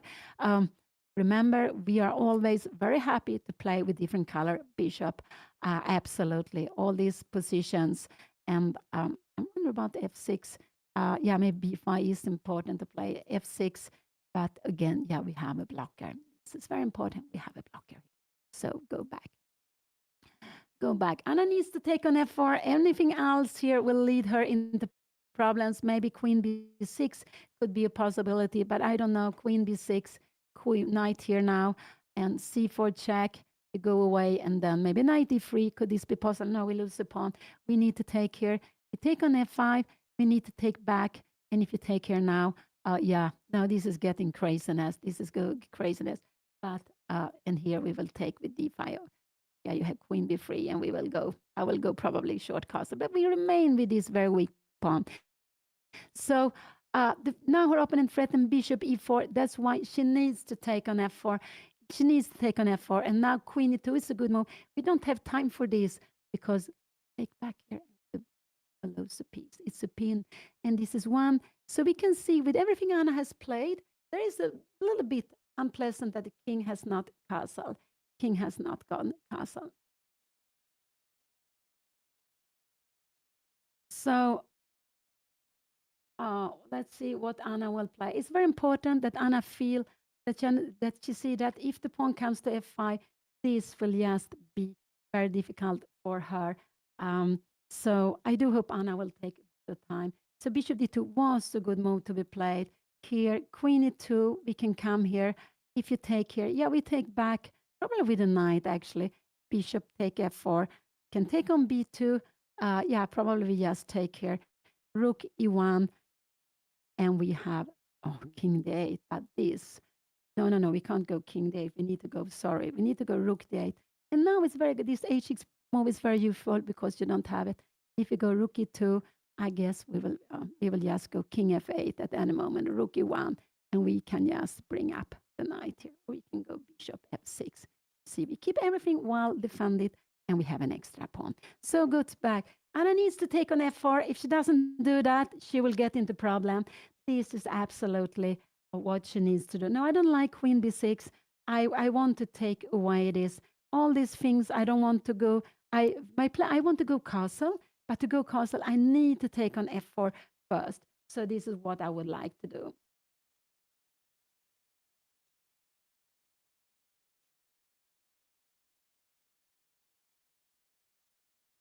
Oh, this was a big, big mistake. This was a big mistake. Oh, I'm sorry. I think bishop e4 is a very good move to be played. Queen d7. Can we take here now? Bishop takes, and we have this position. We go c3. Anna has h4. So we will need to go queen f3. Oh, we need to go queen f3. So Anna went h5. This was not the move I wanted to see on the board. You can't, and the idea is she wanted to be defended, but what will she do against bishop e4? So this is a very good move to be played now. I don't know what Anna is going to do after this. She needs to go queen d7, because if she goes somewhere else, f5 will probably come. And now we have queen d7 and we can grab it. After f6, this is absolutely fine to be played because we can go. We can go here, looks scary, but we just go here. And after a move like bishop h6, we go knight f5. We will kick it away. So this was a little bit scary, h5. She wanted to stop at g4, but what will she do against bishop e4 or bishop h3? That is actually scary. Bishop h3, if Anna goes somewhere, I don't know what she will do. If you take here now, we will take bishop, take f5. This is actually very scary for me. Rook take f4. Yeah, maybe Anna can be here. Um, Here, so rook e1. This is actually getting a little bit scary. Rook take e5, and we can go king f8, and we can fight in this position. We can absolutely fight. Rook f2 is not possible. We go bishop d4. So probably a move like king d2 should be played. So let's go back. Lots of things can happen, but the best, I think, is to attack this knight. This is no problem. We go rook, bishop, take e3, c3. Now we can go h4. Can we go castling? Yeah, now you can even take here. Oh, this is very scary. Yeah, there are some sacrifices. Oh, wow. With the pawn on h5, there are some sacrifices. Now Anna doesn't want to go castle. Oh, wow. So if you take here and we go c3, Anna will need to go h4. g4, we have h3, bishop e4, and knight h4. This is absolutely fine to be played. It is fine to be played. We need to go queen d7 and long castling here, or maybe queen e7 and long castling. I'm not sure. Maybe the queen to e2 here now. Queen e7. Can we go rook e1? And no, now we have some f5 move. I am not really sure what is happening here now. We get in pieces here. So let's go back.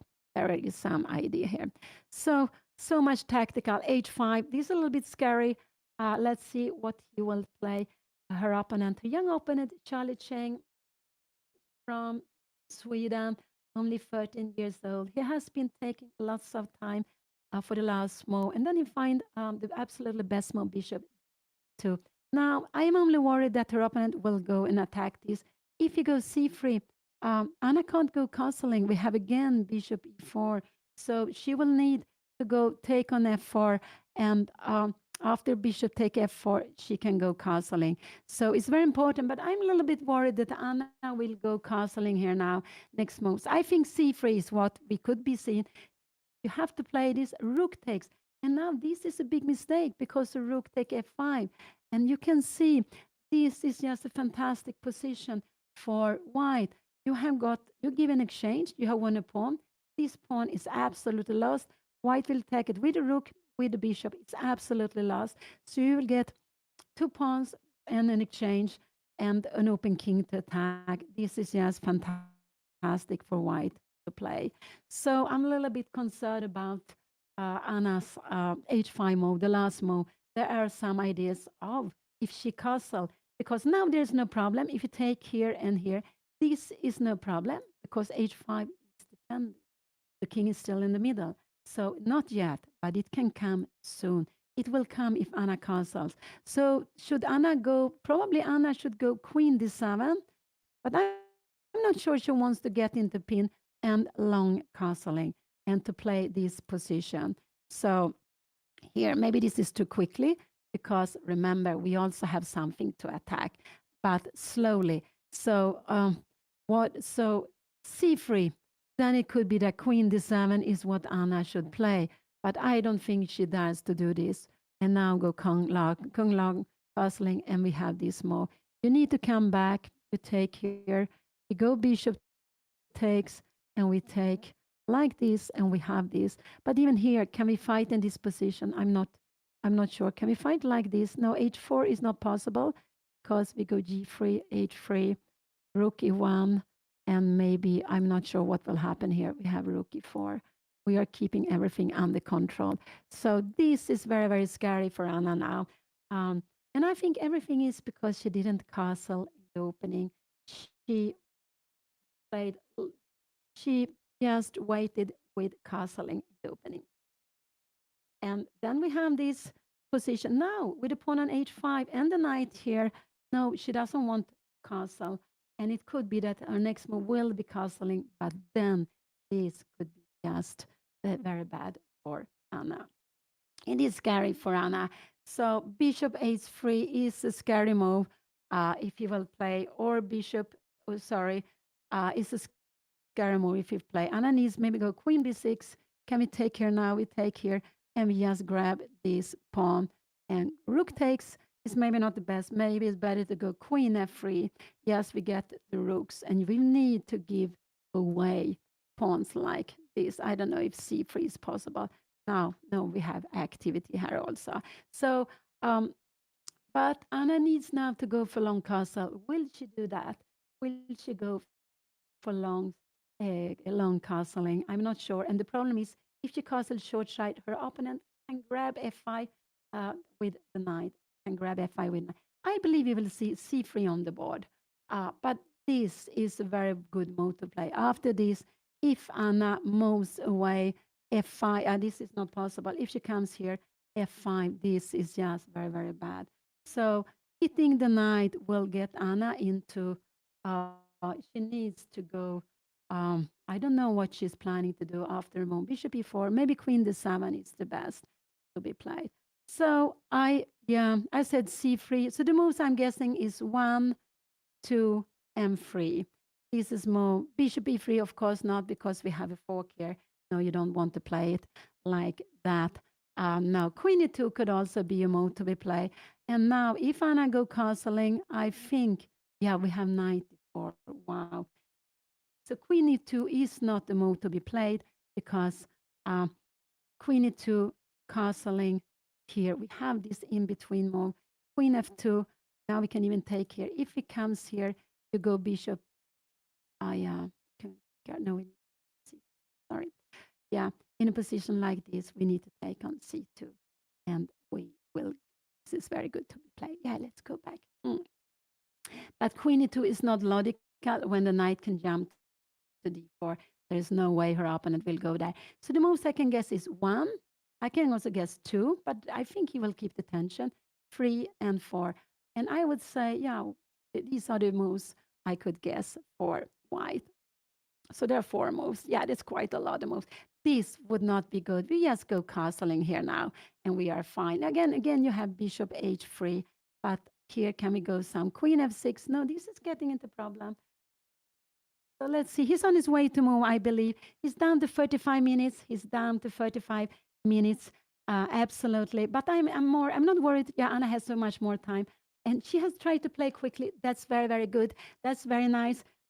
She has played some things which are a little bit dangerous. I am actually worried about her position, but this is my character. I'm worried quite a lot, but I am worried about bishop hitting the knight, because if she moves away, fi will come and he will have a fantastic position.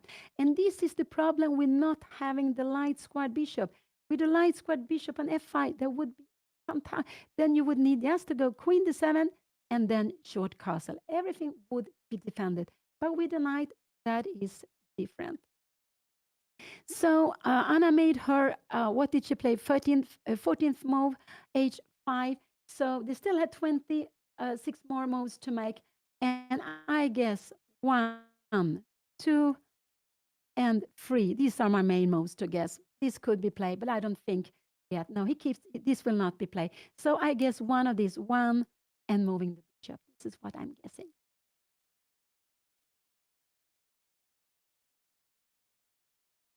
He's on his way to move now. And Will he grab the bishop? I'm very worried he will do that. Then let's see. Will he grab the bishop? And he does. And he play bishop h3. Wow. What a beautiful move. And now Anna can go knight c7. So this is actually, knight e7 is good. The point is after f5. Can we go knight take d5? Now this is actually very, very good. Queen. Oh, what is this? No, we have c3. Oh, wow. Knight f6 and queen a4 check. Oh, now this will be wow.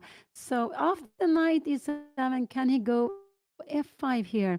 And now, but then Anna should go queen d7. Now this is very, very scary.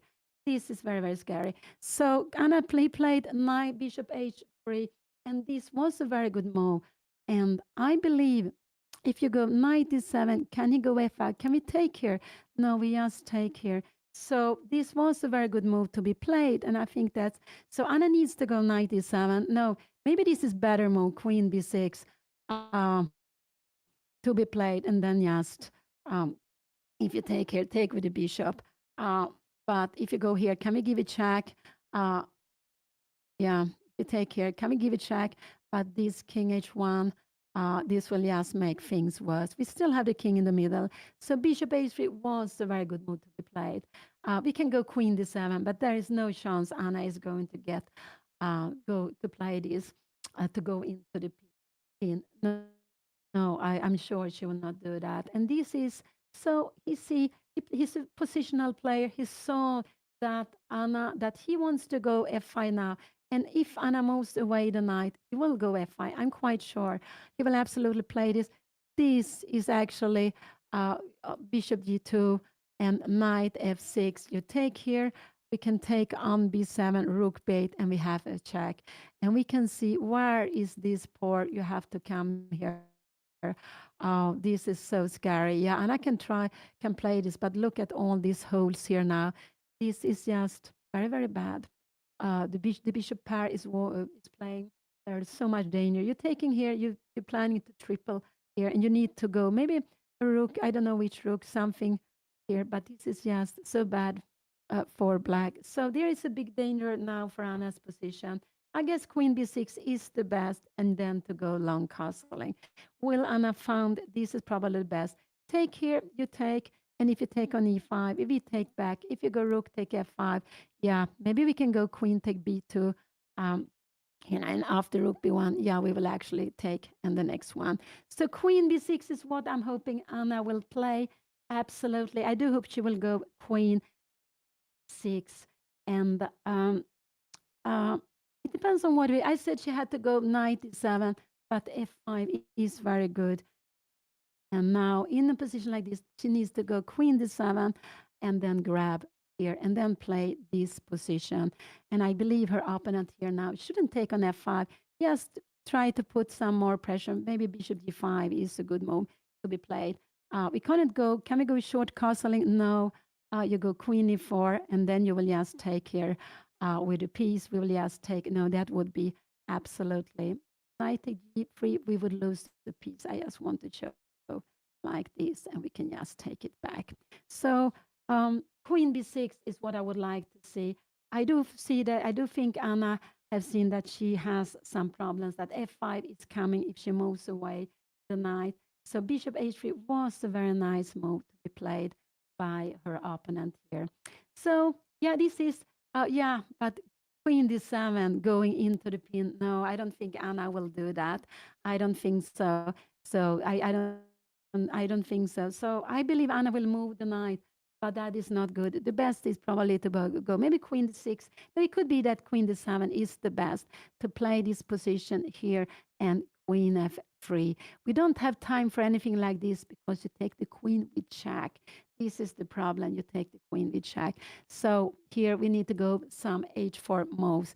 Maybe we can, this we can play. So queen d7 is the best move. Someone said here now, yeah, queen d7 is the best move. And now if you go c3, yeah, we need to go along castling. Just try to get back. So this is what we need to do. Queen d7, will Anna find it? So I'm just sorry that Anna didn't take on f4. She didn't want to lose the right to castle. And again, I see, so remember this, castle early, put your king into safety, so it's not something happens that you need to stay with the king in the middle, but the king would have been safe on f8 also. Yeah, I believe Anna needs to go for long castle in this position. So queen d7 is probably the best move to be played, but I would say going into pin like that, not really possible. And if Anna moves away the knight, I'm sure her opponent will go f5. And we can see, because if Anna takes this d5 pawn, she will only open up for the bishop. And yeah, and I think Anna will go away with the knight, but the knight should stay there.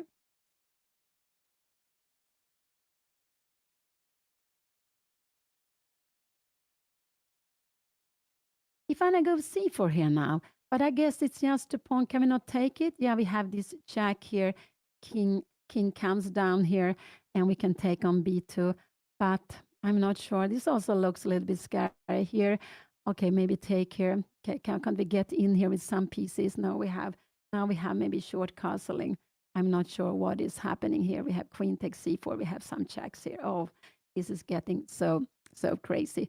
But it's very, very far. So I don't know. I just think Queen B6 is maybe the most practical move to be played. Queen D7 is probably the best, but I would say that's a very unhuman moment to be played, unhuman move to be played. So I think Anna will move the knight. This is not possible. C3, we are kicked away. So if you move, it's knight D7, but then F5. Remember a pawn on F5 for white in black side. It's not always, but lots of times very, very unpleasant. And here it is. Anna is missing her light squared bishop.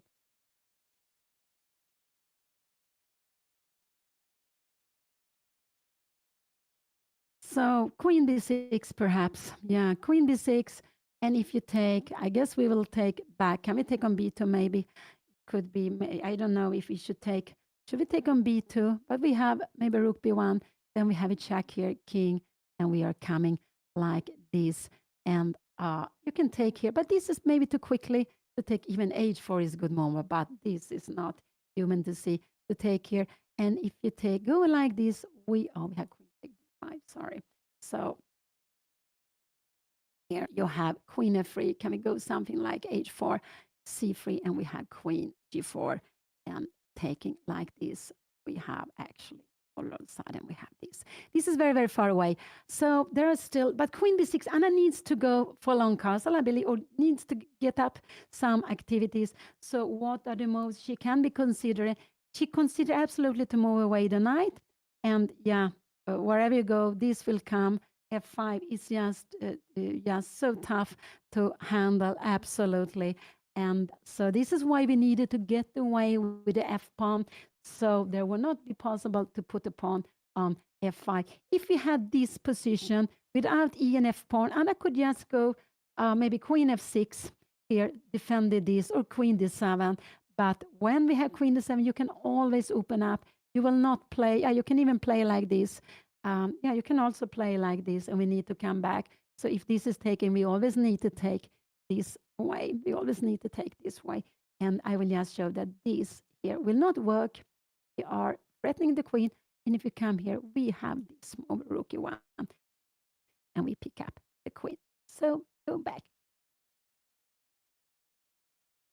So yeah, 97 is what I wanted to do, but it's very bad because of f5. This is very bad. And after taking here, your opponent can just do like this, or just bishop d7. You are just opening up the position. The bishops are so strong. We cannot come home because you have knight e7 here. Everything is just very, very good. So bishop h3 puts pressure on Anna. And I just must say, he played very nice these last two moves. Bishop d2, going back with the bishop to the most active square, and bishop h3, planning to go f5 down.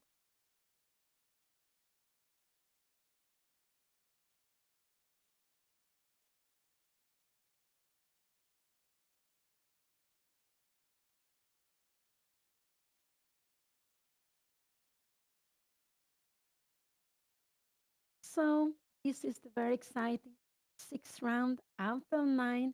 in the Rilton Chess Festival. Anna, like her opponent, they have a five now. Um, um,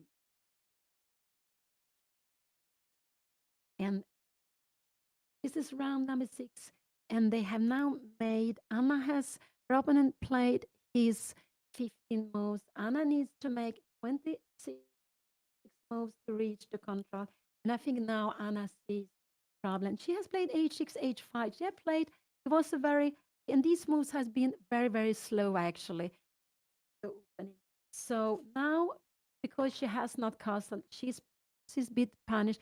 Even if she had castle, yeah, she would also be in problems in a position like this, because then h5 pawn be um, would be hanging. So here, her king would not be better castling.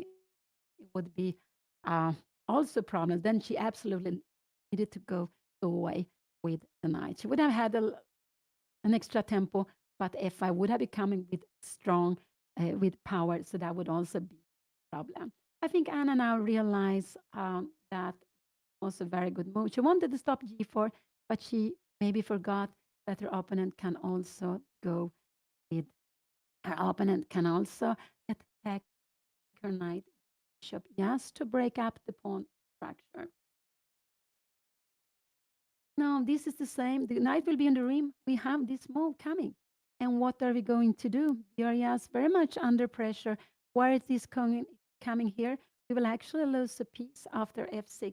So it is also very bad for us. If we go queen e7, we will just go queen f3. Perhaps now we can also go take here, take, and bishop e6 maybe. And we are not able, we're threatening to take on h6 and bringing in the rook, or we are just planning, just, so this is, or maybe we're even planning h4.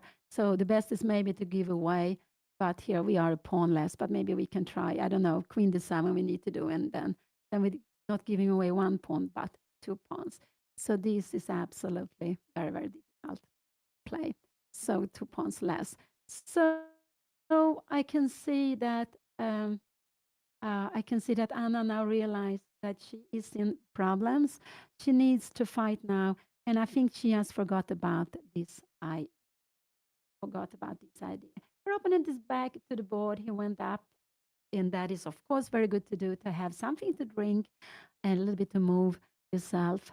And yeah, I am concerned about Anna's position. I believe then moving queen b6, queen b6 is absolutely the best. But I think Anna will move away the knight, and then f5 will come. And then she will be big problem. So she needs to go for active. And maybe Anna played h5 too quickly. She didn't want to spend too much time with it. Yeah, my next tournament is I will play Rapid and Blitz, the European Woman Championship in Rapid and Blitz in Monaco, starting soon in January. And also Anna is going to play there. So this is our next tournament. So it will be a short tournament, a championship, and that is just a very, very beautiful tournament, a beautiful championship being held in Monaco for some years now. Always very nice and very well organized. Uh, yeah, this is the best. F5 and queen d7. This is the best to play. Queen f6. Now f6 is a tremendous threat to be played. And can we go like this here? Yes, we can do that. And to play this position. But bishop d5 is a good move. And I don't know, can we try e4 maybe? But after this, uh, cannot take back, you remember it's a check here. So is, and after bishop d5, we need to go f6, probably bishop h4, and we have to play this position. And look here now, bishop take f5. We are playing this, and yeah, I don't know. We will absolutely lose the f6 pawn. I don't know how to really, how can we try? Yeah, we can try to defend it like this. Um, but there is, we would try to get up. We can have a slow plan going h3. Maybe we go king here, and oh no, take h5, king d7, can't go g4. So something like this. No, you need to come back. So this is not such a good plan. Yeah, here we can fight. we can absolutely fight in this position. So this is true. Knight e7, f5, this would be good to be played. Absolutely. And we're not scared of f6, but queen f3 is good. And now this is a threat. I'm not sure if you should take with a pawn or maybe with a like this, bishop d5 and going f6. Yeah, this is the way maybe we should play. And you can come here and now, I don't know, long castling. Oh, this looks very strange to be played. I'm not sure what is happening, but I guess the idea is to get queen d4 or queen g4 in the end. I'm not sure if we're here. Probably, no, we should go queen d4 check. And after, if you move something, we have queen d5 and we're getting to the game. So, yeah, knight d7, f5, queen d7 is probably the best way to play.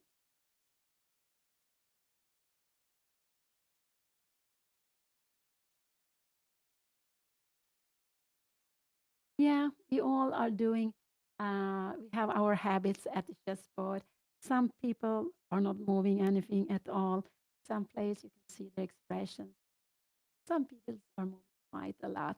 So it's very nice when we can see players because we are all very, very different.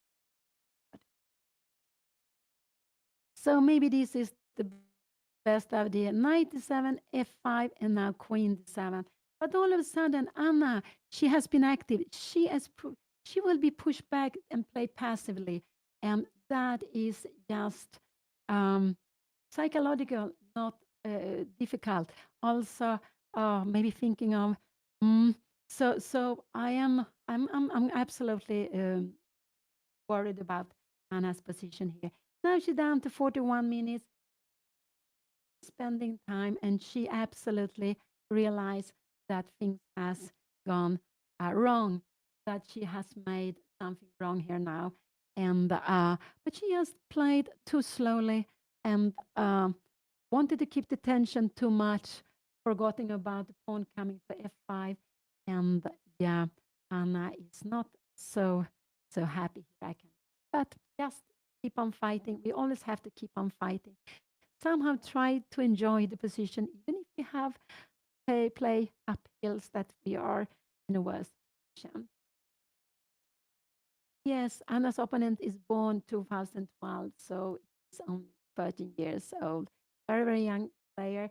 Played very positionally and nice, and he find very good to last most and some time, but find very, very good last.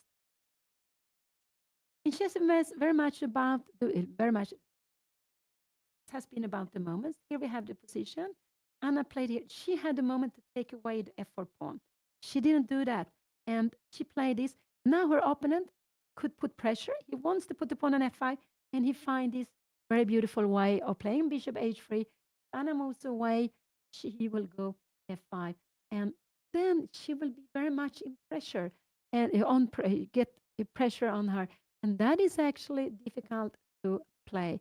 So but here, knight e7 is the best way because if we go here, f5, we come here. I guess we just can go, now we can go f6.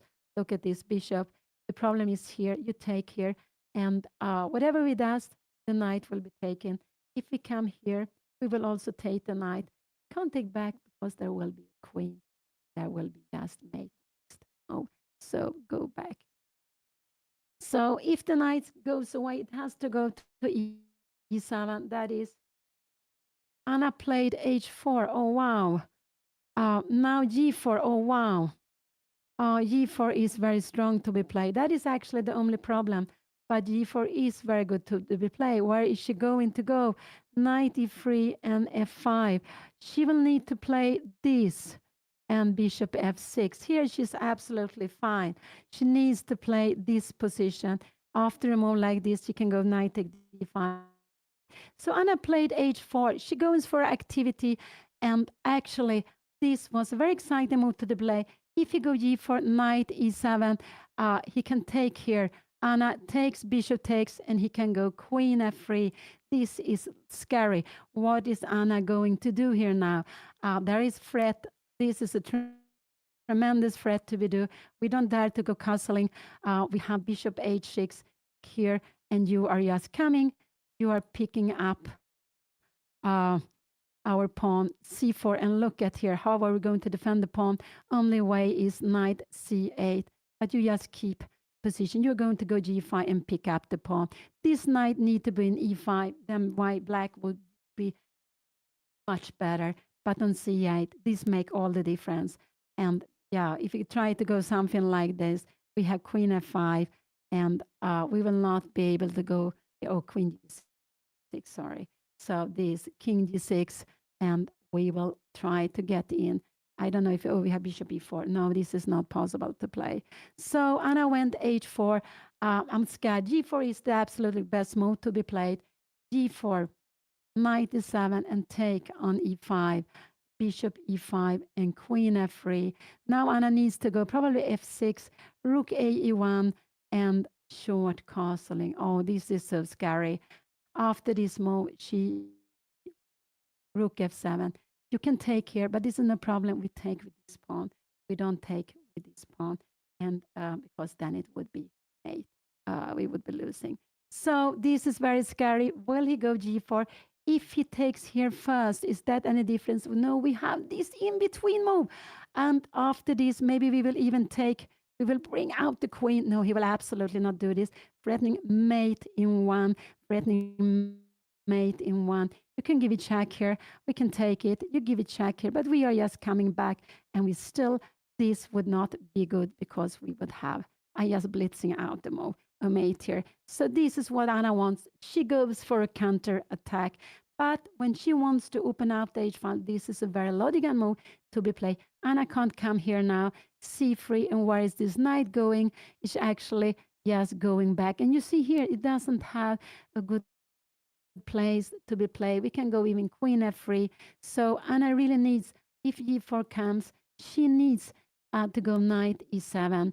And now f5 is not such a good move because we can take it c4, and we can maybe fight in this position. Absolutely, we can be fighting.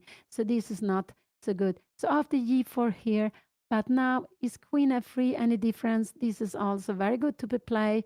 Bishop take f4, but now we can go castling, and bishop g5, queen c7, bishop take h4. Yeah, we have the pawn to be taken here. No, you shouldn't take it. Maybe c3 here could be played. Can we fight here? Yes, maybe. Bishop take h4, and we get b5. f5 we can't play. We can't open up where we are worst here. So this is very scary. g4 is the only move I'm very scared of. If you come here and take, you can also go g4. This is absolutely also possible to play. But to play this would not be good. Maybe we take on g3. So let's see. So if her opponent, yeah, we have pieces standing. So you can take on e5, then Anna will take on g3. This is very, very good move to be played. No, he should not allow this. You can take on f5, then Anna needs to take back here. And now if we take, we will again take on g3, taking back, and we can go bishop e3. And if you go rook take f5, he took on f5. He took on f5. This was not such a good move, but he took it quickly. Let's see. Anna needs to take it back. She needs to take it back. Otherwise, she will be a piece down. She will not have enough tech. So she just should take it back. But he took on f5. He plays very positionally. But now Anna needs to take back the piece. Otherwise, if she makes anything like this, he can just save the piece. Maybe queen g4 actually is a good way of saving the piece. So this is the good way of saving the piece, and rook here now and queen e1. So I really do hope that she just take on f5. This is a good way to play it. But Anna will spend some time with her. If she takes, oh, I'm getting so exciting. I'm starting to shaking here now. But she needs to take it back. He has only one good move to be played, and she took it back quickly. I'm very happy for that. He take f5, and now what can he do? He can go queen f3. He can also go g4 here now. But I would say that that is a very difficult move to be played. If he takes on e5, that Anna can then take on g3, and taking here, she can go bishop e5, queen f3. I guess we can go rook g8, and bishop f. Can we go bishop f4? No, that is not a good move. Rook e1 is better, and we can start having some threats here now. Bishop f4. we need, can we go castling? No, maybe need to make f6, c3. We have time for long castling. So, I'm getting so excited here. I'm getting so, wow, what is going to happen here now? So, Anna took back. That was absolutely necessary. Her opponent changed on f5. Anna took back, and it becomes so exciting here now. He got the double pawn on f5. Anna has not. It looks like he wants to play. He played very, very quickly. He wants to take. But if you take on e5, Anna needs to take on g3. If she takes, this is very important move to open up the h file. He wanted to take here. This is absolutely nothing to worry about. We have queen h4. So he wants to take on e5. Then Anna should take on g3. You need to take back.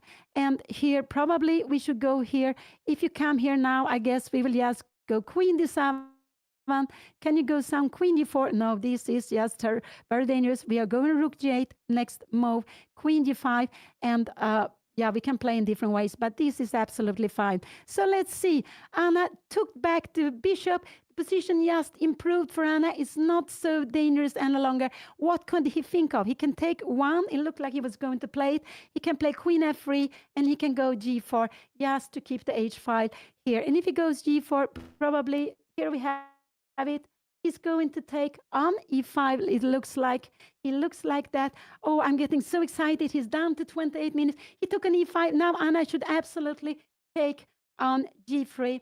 She should absolutely take on g3 because with taking on g3, she has the plan to bring up the queen to the h file. Also, look at this rook. You have terrible threats here. So taking on g3 is absolutely very necessary. It's absolutely a very good move to play. If this will happen, and I can actually give a check here now. Oh, wow, give a check here. I just want to show it. I get so excited here that I don't know what I will do. And this would be, yeah, this must be your mate here. Yeah, we have the mate here now. Oh, wow. So Anna should absolutely take on g3. She has lots of time. So I do hope she will just take a little bit of time before she takes there on g3. She needs to take on g3. Bishop e5. I guess her opponent can go g4. And also this is possible to play, but we prefer this rook to be active. So she will absolutely spend some time here now. He took here, but now I like this move to be active. Take on g3. You need to take back, and we go bishop take e5, queen f3. I guess this is what we will see. The rook g1. Maybe you have rook e1 here now, and we have queen h4. And now you need to go bishop f4. We shouldn't go, can we go castling? I'm just wondering what will happen. You can give a check here now, and we go queen, rook d7. And now we have terrible threats here. How is this position? Rook f3. Can we grab this one? Yeah, we can, but this is maybe tiny better for white, tiny better for white.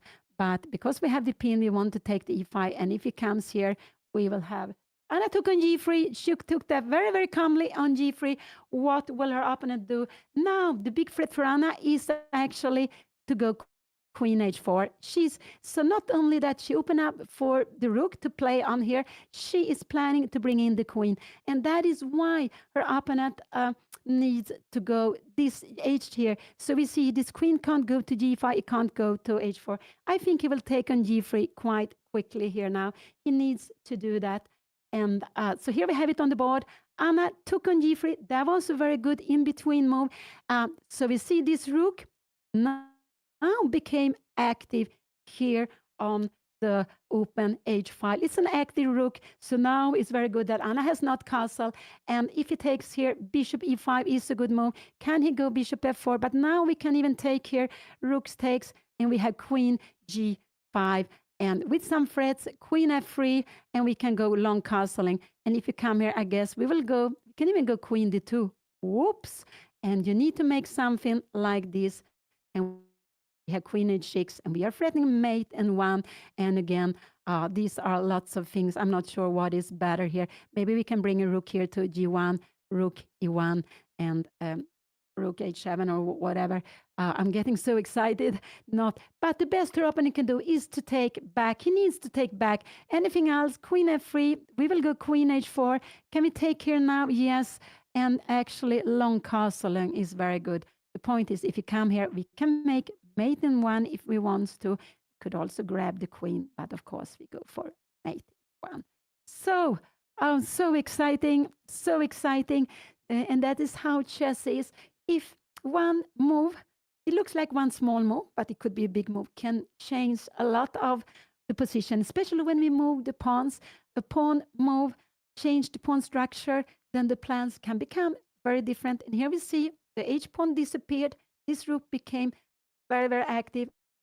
And now, yeah, now actually white king is wide open. So Anna's to move, she would go queen h4 here now. Let's see if it makes something like this. Queen h4 would be winning, and after this, sorry, we would have a mate. So he cannot allow queen h4, so he will absolutely take on g3. He will absolutely take on g3, and if he takes, yeah, it's natural.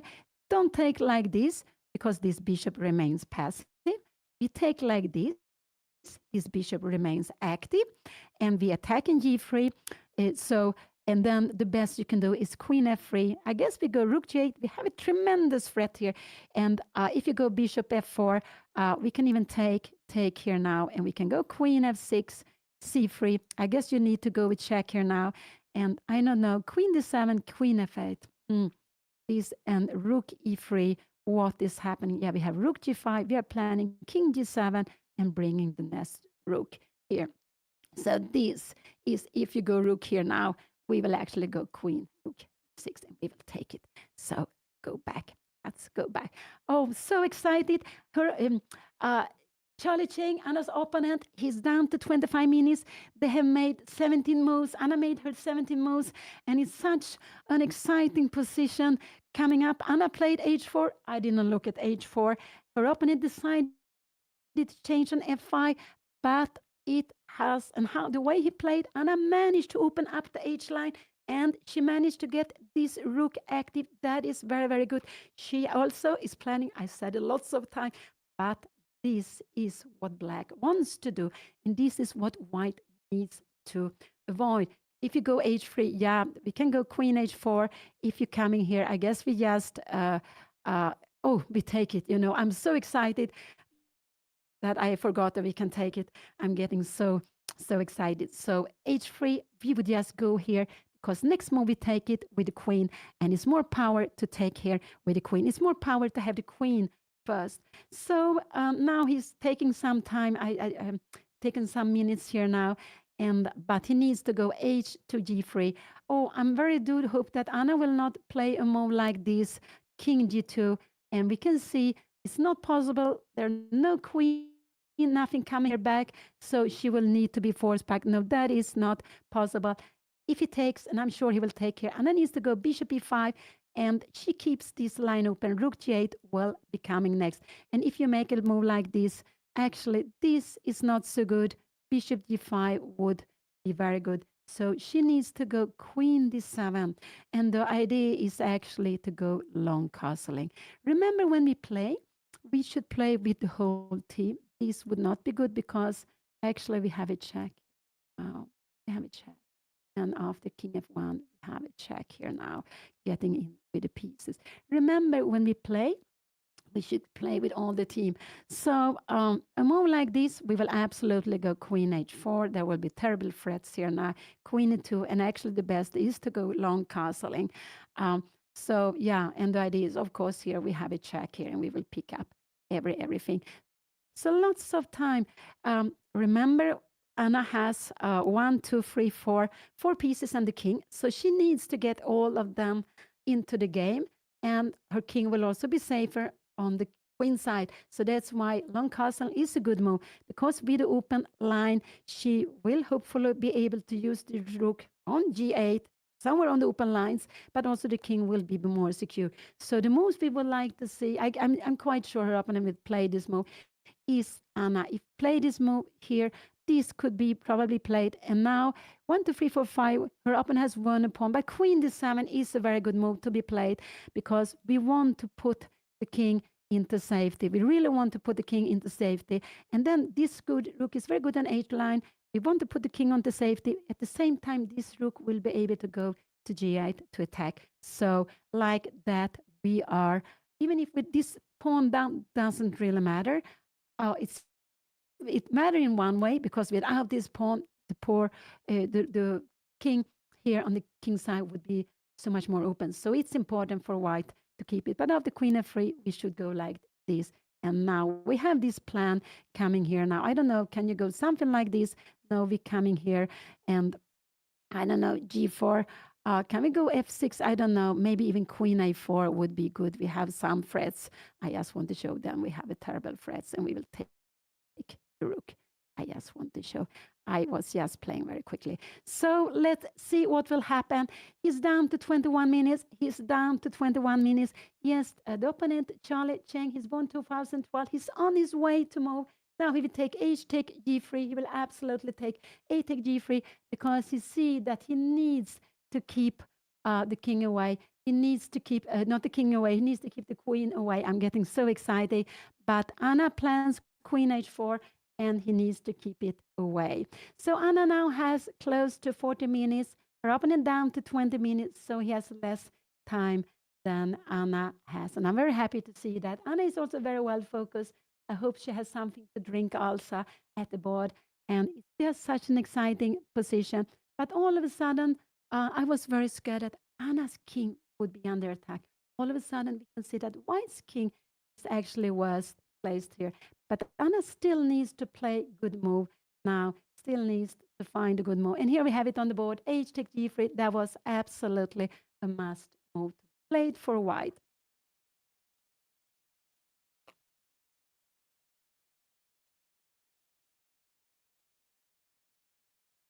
So he took back the pawn, but he also avoided the queen coming to h4.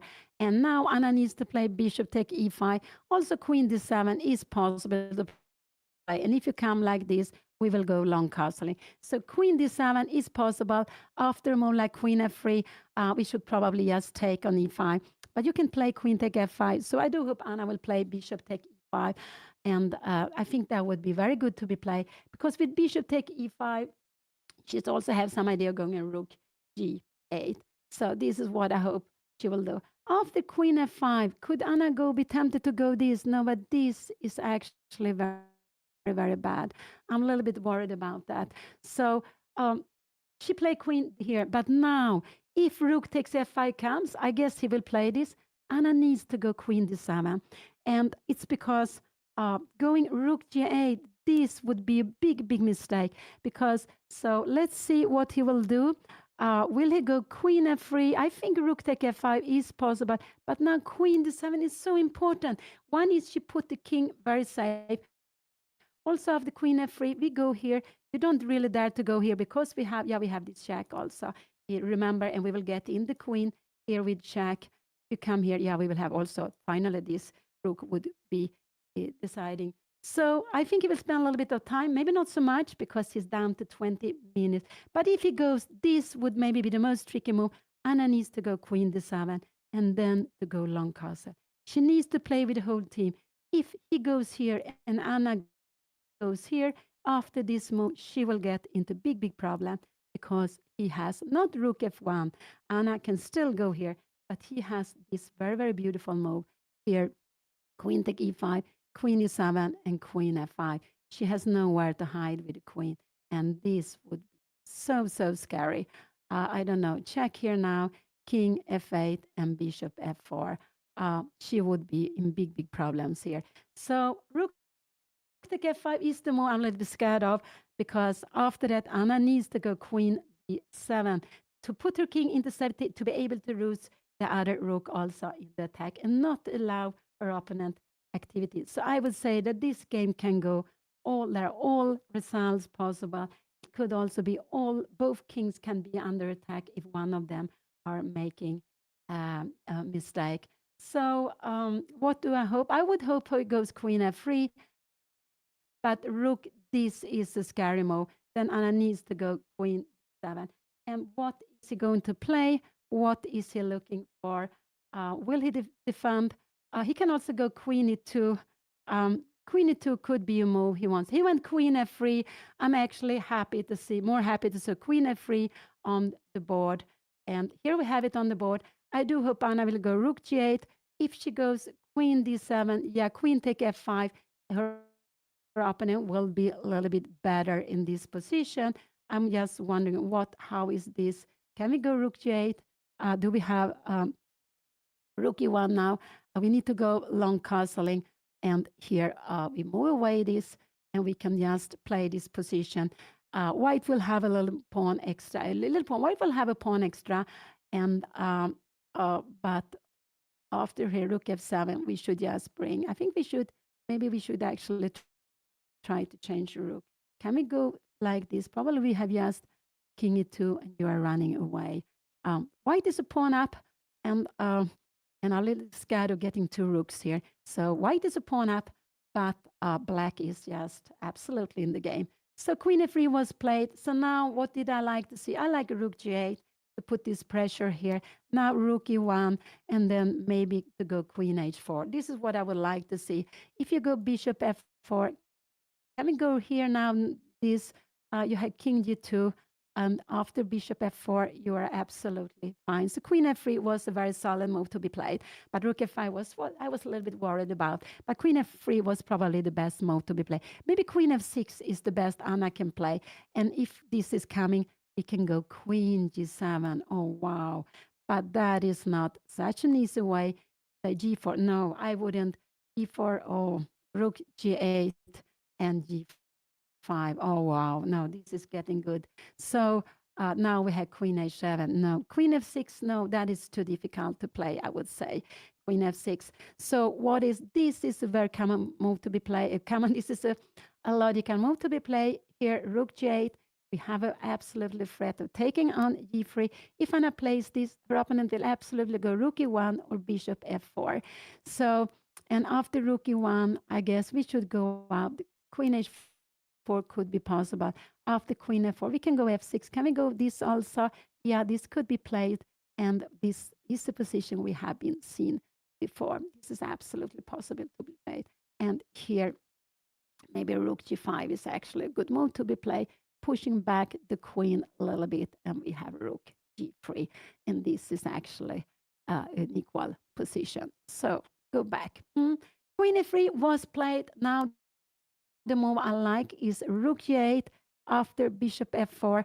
Anna could take here and go queen f6, but I don't think she will play this in queen f8. Rook e3, can we play this? No, now we have rook g5. Oh, we have been looking at this. So maybe king to g2 is the best way. Can we go rook g5 here now? Rook h1, and we are bringing in the rook. After a move like this, we actually even can go rook g8. This would probably not be so good, but we could go rook 8. But this is a difficult move to play, just to have king 8 later. Let's go. Here we have the position. So I would say that this position is about equal just now, but this is probably the best move. So this is one move, this is two move. This move, I don't know, could rook e1 be coming? We go long castling. Can we go bishop f4? Have a check here now. We have f6, and we are absolutely c3. We're getting in. You can take here, but we are taking and check and king b8. In a position like this, 1, 2, 3, 5, you still keep an extra pawn, but this one is weak. And here we have some compensation for it. So, and you can queen f5. Yeah, we will queen, and we will get very much activity here. Yes, can we go like this? No, you're defending everything, but we will try to get some more activities. So let's see. So white will remain with an extra pawn, absolutely. And if Anna plays wrong, yeah, maybe she will have to fight. But in general, the idea is to get castle. She can start with rook g8 here also. But it's such an exciting position. I was so worried. I'm less worried, but still, yeah. So this is one move. This is two move. Queen f6. Queen f7, king g7. No, I don't think. And you can come here because now you can't castle. No, this would not be so good.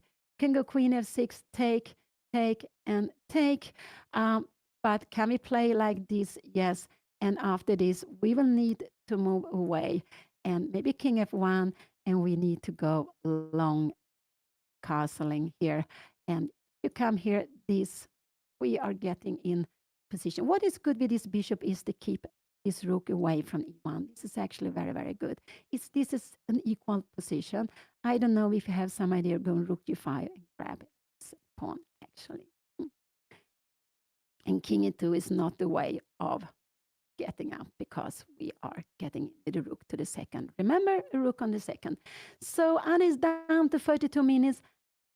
I like one more. What more?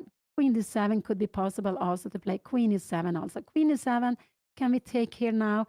No, this would be actually here, and we have queen e2. It would just be the end of the game. So queen e7 could be possible. If she plays this, king g2 is a good move. Rook e1 could also be played. And then I like long castling, check, and king b8. And if bishop f4 comes, we go f6. We just keeps everything under control here.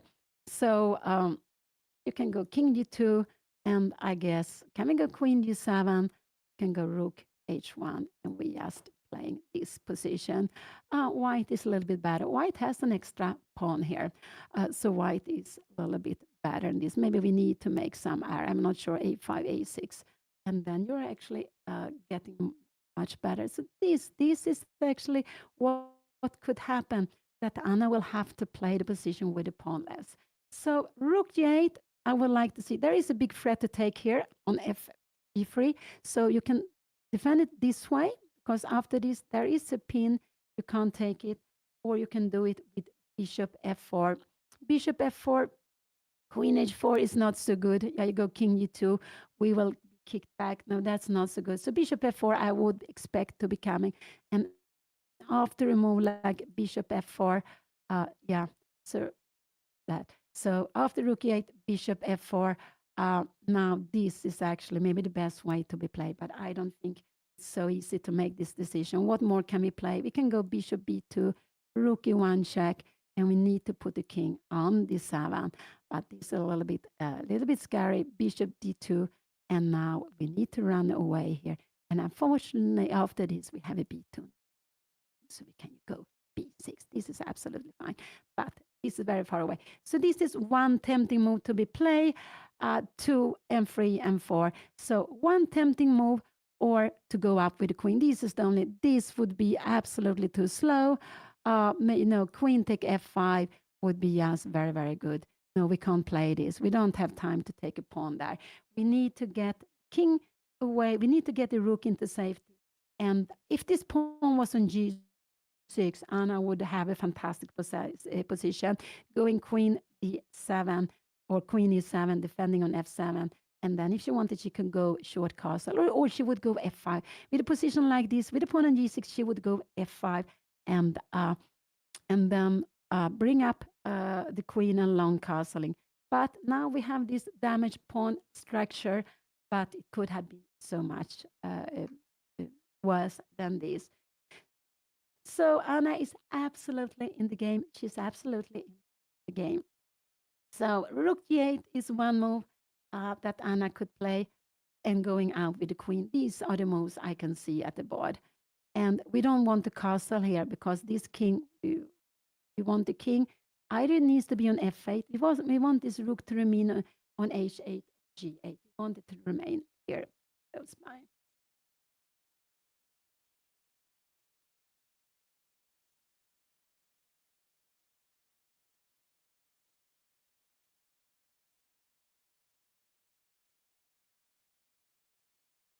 And of course, this pawn is so important. The pawn on g3 for white is the only shield white has to protect the king from, the queen coming in, from maybe rook checks. And the queen defends the pawn, but the queen is also what the queen would be. Something you can take on f5, but you're also planning to bring in the last passive piece, and this is the rook. So that is the idea with queen. No, Anna shouldn't take on b2. That would be disaster, because Anna plays with 1, 2 pieces. This is passive, and the king will be in danger. Taking on b2 is too slow. Then she would get into big, big problems. We don't have time to take a pawn. We need to get this rook playing too. So Anna might behave. Probably Anna will play with a less pawn, with a pawn less, because we can see it equal pawns. But this pawn is weak. Is weaker than g3 pawn. So after rook g8, if this will come, bishop f4, I expect to be coming. Um, yeah, she can take here, but this rook e1 and now king d7. Yeah, we saw this before. And after this, maybe queen f6 is actually a good move to be played, and we can have this position, and here we have check here, king f2, and we can come back home, and we are absolutely c3 is a little bit scary, but we have some counter here now. This check, we have rooks here on the 7th. This is absolutely possible to be played. This is absolutely possible to play, but you need to calculate it well. So yeah, so exciting, but it's quite tactical position. Anna is behind the development. If she makes a slow move like this, she makes something which is bad, something passive. This would also, she would get into big problems. So Anna needs to find an active move or a developing move. This is an active move because we're putting up a very strong threat, take on g3, so that is good. She also needs to get out with the queen. Yeah, she could also go this way and bishop f4. I'm not sure if I would like the rook to be here. No, I don't like the rook. And the idea of this is to go rook h5. D4 is no problem. We have rook g5, and that would be fine. So this is actually possible to play like this: queen f6 and rook h5. She would absolutely like this, and we will have long castling. And again, white will be better because this one is weak. After move c3, I guess we will go rook e8. Now we have rook h6 actually. Hmm. So rook 8 was maybe not best to be played here. If you take here, we can take both this way. Yeah, I'm going so far because again, we will have rook take b2, and we have rook f6. And again, yeah, the king will be more active. Anna's king will be passive. This is white will never be worse in this position. A little bit scared about the king here because this is coming in, but it should be about equal. But so Anna now takes time. She has like 25 minutes. Queen f3 was probably the best move. Absolutely. I was worried about queen rook take f5, but if Anna find the best move, she would have been a little bit better. Now, her opponent is, it might be lots of position where Anna needs to play with a pawn less, but I do hope she go rook g8. This is what I do hope she does. Or she's on her way to move.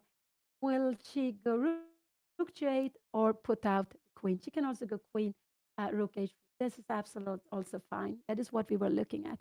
Yeah, so exciting. And we must say that this young boy has played very nicely until now. He has played very nicely. He a little bit slipped when he took on f5, but he uh, a little bit slipped when he took on f5, but he has played very nice, very fine. He's only 13 years old, a very positional player, I would say, with a good understanding of where to have the pieces. And he played two very beautiful bishop moves. So earlier, here behind me, you can see Anna's father is at the position, and Anna is on her way to move. Anna is on her way to move. She played Queen D7. This is wasn't the best move to be played, but it's absolutely fine. Absolutely fine. Will he take on f5 now? She wants to go long castling, and she also wanted to change. So the best he can do is to take on f5, and like this, Anna can now go rook take g3 to play this. But bishop c3, we have rook g8, and we have king f1. And now in a position like this, Anna shouldn't try to stay because now this king would just get into the game. Not like this, but king f3. This would actually get her into problems. So queen d7, queen take f5 is a good move. Will he play this? If he go rook e1, long castling, and now go queen f5, Anna can actually take on G3. Can she go this move also? No, it's not the same. Also, there are lots of checks. Actually, bishop take G3. We take here, probably take with a rook, and we have a position which is about equal coming down here now. And I don't know. And now we have 1, 2, 3, 4, 5. We keep in equal pawns. We absolutely equal pawns here. So I don't know. I made this move very quickly. So Queen D7 was a good move. And if it takes here now, I think Anna is planning to take and go bishop G3. I think this is how she is planning to do. To do just to take the pawn on G3. If you go bishop F4, oh, bishop F4, the check here and long castling is a good way to play the position because if you come here, we have F6 kicking you. So you need maybe to go C3. We're coming back with the bishop to F6. You can go bishop E3 and actually F4 is a good move. After if you come here, we will get in with the queen. And again, this is about an equal position, but it's just a check. You can give another check, but you will go queen d2 and have some threats here now, planning to take on e3. This is very, very far away. So queen d7 was one of the good moves Anna could do. She go up with the queen. She wants to develop, and she also defends f5. So her plan is to go long castling and a rook to g8. This is what is her plan. So I'm not playing because I'm here commenting on Anna's game. So Anna is playing, her father is playing. We can see him sitting there on the right, the second last player on the right. And we don't hardly see him, but he's playing in RILTON Cup. So that's why I could not play the tournament. But I have played RILTON Cup so many years. The first year was 77 years, 77, 78.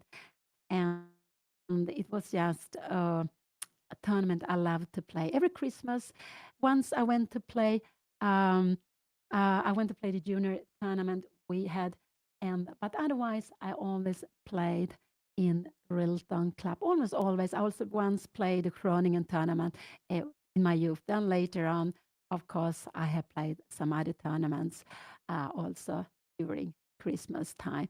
But RILTON has been our favorite tournament, one of our favorite tournaments to play for the whole family. So this is the sixth round out of 9. There are 3 more games to be going after this. King G2 would be a mistake because of F4. And if you go bishop take F4, we have this. What is happening here now? We have the king coming up here. This is actually a very good way of escaping. And when the pawn comes, you can come here. I guess we can give it check, maybe, but also maybe the check is also good to be played. And after we go with the king to c7, so we are safe. So it helps black. If black can go f4 and you need to take it with a pawn because then there is no longer an attack against f7. This pawn will remain more safe. It will remain more safe. And then we will also maybe be able to attack this king better. So now the position is about equal. Actually, this position is about equal. Her opponent can make 1 move, 2 move, 3 move, 4 and 5. These are the moves her opponent can play.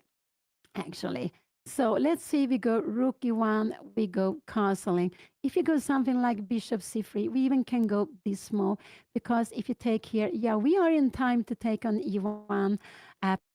Absolutely. We're in time to take on EY, and we also afterwards has a check here now. So that is absolutely possible. And after this, we have this idea, bishop g7, and we will go f6 and just grab the bishop.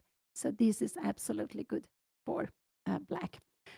But that was very slow. So what are the moves? This is 1 move to be played. This is 1 move to be played, and maybe to go something like that. Here, can we even go f4? Yeah, that would be possible. What happened if you take here now? We could take here. You take back, and we have long castling. And now this is getting very, very strong. This is actually very, very good for black. So with this move, queen d7, Anna has some plans. Let's say we make a little c3 move. Now f4 is not so good. If you come here now, bishop f6, again, this is good. After this check, I guess we will go king d8. Remember this, to go king c7. But it's not so easy to realize that for that black would be happy to go f4 if white take f4, because there will be more open lines. There will be no attack on f7 any longer. The black king will also become safer. It could be with long castling. It could also be going slowly with the king c7. But this is not so easy. See. Oh, after this move, take here and take, bishop take, this would be a mistake. Anna would be so much behind here now. Bishop f4 coming here, and you can't defend it like this. We have bishop rook take f6. So this would be a mistake. So bishop c3 was played. Can Anna go long castling now? That would be not good. Bishop c3 was played. This is a little bit a very good move. Can we take here now? No, that would be very good. So bishop c3 is a very good move to be played. Anna has actually f4. Oh, wow. This is actually very good move to be played. And if you take here, we will just take back. And rook e1, we will probably just go long castling. Rook take e5. And we have, do we have a rook to g1 here now? No, we have queen take f4. Oh, yeah. So bishop c3 was a good move to be played. This was actually a very good move to be played here now. Rook h3 could be good. Could rook g8 be good? No. So rook h3 is a good move to be played, because the idea is to go f4. If you can go e4, we are going to go, no, we go rook g3. But if you take like this, I just want to show, you take, so sorry. So rook h3, but I would say this is very difficult move to play. And if you come rook e1 here now, we can go long castling, rook here, and we have rook to g8. And this is absolutely fine to be played. If you go here, I'm not sure we can play. Can we play this position? Yes, this is absolutely fine to be played. Queen d6, king f2, and we will go f6. Yeah, go f6. Oh, it's so scary. Bishop c3 was a good move to be played. Rook g8 can also be played. Rook e1, and we will go f6. Take here and here, but you have now queen h5. So after taking here, we need to take this way. Oh no, this is too difficult. This is too difficult to be played. So rook g8, no. Rook 8 here, if you come rook e1, long castling, bishop takes, and the point is we have f4 coming.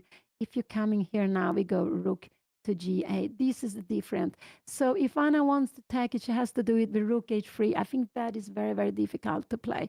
So the good move Anna has is f4. That is just crazy to play. Oh, to play f4, if you come here, yeah, this would be just very good and long castling. So f4 is a very good move to be played. F4, if you take, we take him back, rook a e1. Can we go even like this, f6? Yeah, queen f4. If you go castling here now, we have queen f5, and you are getting well in a position like this. I make it very, very quickly. So this is one good move. This is one good move. Rook g8 also. This is actually a big mistake, because you take here and queen take f5, and a position like this is just very good for her opponent. If you go take rook take f7, we have c4 creating activity. We will absolutely love to c4. You need to go rook d1, or we can also go e4. So we are getting some activity. Oh, it's getting now so crazy. So crazy. Go back, everything. But 1, 2, and 1, 2, and maybe 3. This is a mistake, and this is what you want to do. This is also a mistake.